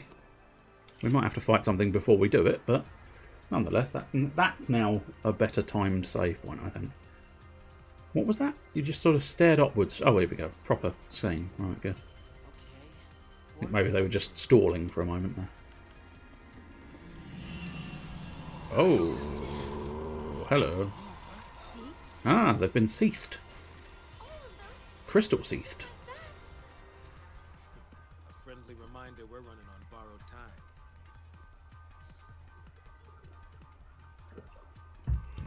It's fine. We'll be fine. Probably. Maybe. It's difficult to know for certain. Right, is there a path here that's... Ah, yes, there is. That's the path up here. So we'll pop up here, grab this treasure chest and see if there's anything else along this end zone. A power glove! Awesome. I can now lift super boulders. That's going to be a useful trait. Let's try and discover what the power glove actually does. Strength plus 150. Okay, that means... not you. Not you, definitely. Not you. Not you. You. Warrior's wristband. Brawler's wristband. So we get rid of the brawlers and give you a power glove. Did I actually lose something else? I should have paid more attention. No. I just gained strength. That's what we wanted. That's what we needed. Right. What we'll do is we'll pop through the Crystarium. Although I was tempted to leave it until maybe... I feel like I'm inevitably going to regret this decision, but I'm going to pop round some Crystarium because I like to set the crystal points to 0 when I'm saving and putting away. I don't know why. I haven't got a good reason. Protectra, that's going to be well worth it. If you can make it to the next one, I'd be very appreciative. Sheller indeed. Good girl, Fang. I realised that was misogynistic the moment I said it, but nonetheless, the fact still remains, good girl Fang. She is now a prominent synergist. The only thing I think she is missing is haste, which makes her not quite as good as Zaz, but I don't know. There's an argument that says the fact that she's got the upgraded Protect and Shell and Brave and Faith, basically all of the buffs she has are enhanced buffs. The only problem is, of course, she is missing haste. So it's a bit of a trade-off. It's difficult because, of course, haste is bloody good.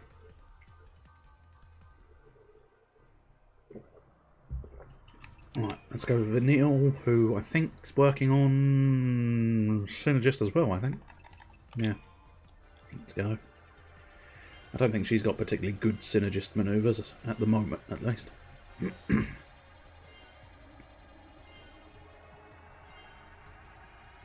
Oh no, she's ended up with Protector, so... Not terrible. If you were to get haste, that would be sort of quite useful, because then I could just... I mean, basically I could have an inverted bully. Which... Oh, bully for you if you've got an inverted bully. Yes, I've taken the bendy bully and I've inverted it. But by which I mean, it would still be classified as bully, but it would be Fang to do the sabotage and Vanille to do the synergy. And that could work in my favour, because that would possibly allow me to have haste off of Vanille and Bravera and the other high-end buffs off of Fang.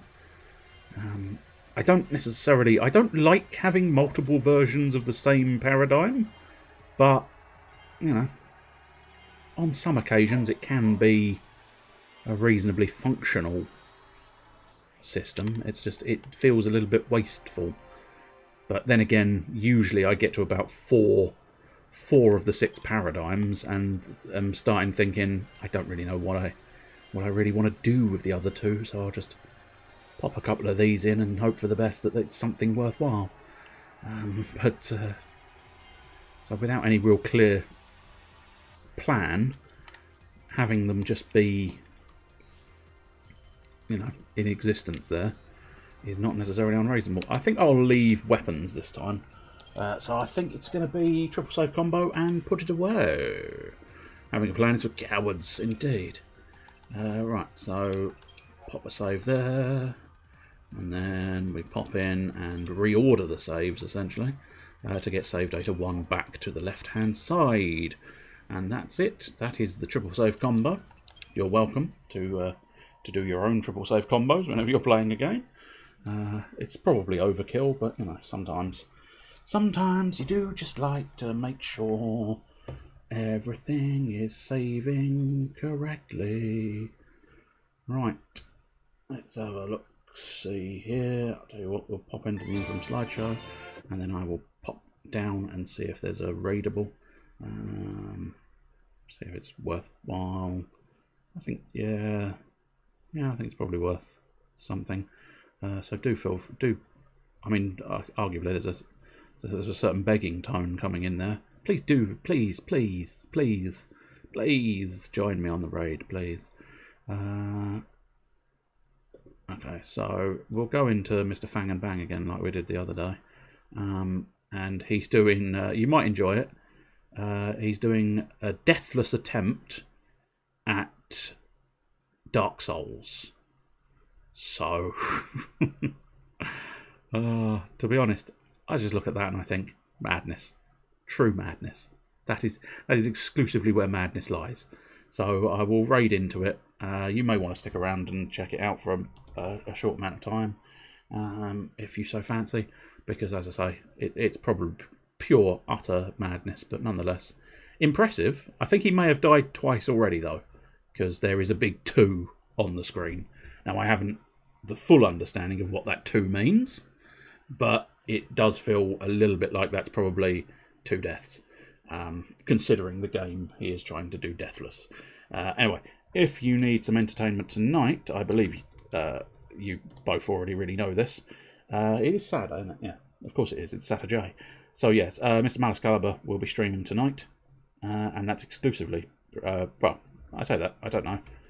We'll shout out Mr. Bluebush because he might be. I can't guarantee this, but I can't not guarantee it. So Mr. Bluebush might be online, and it's worthwhile following Bluebush anyway, because if you're free of an evening and he's streaming, it is quite impressive beholding his paintings. You wondered what I was going to say when I said beholding. No, he'd get thrown off Twitch if he did that.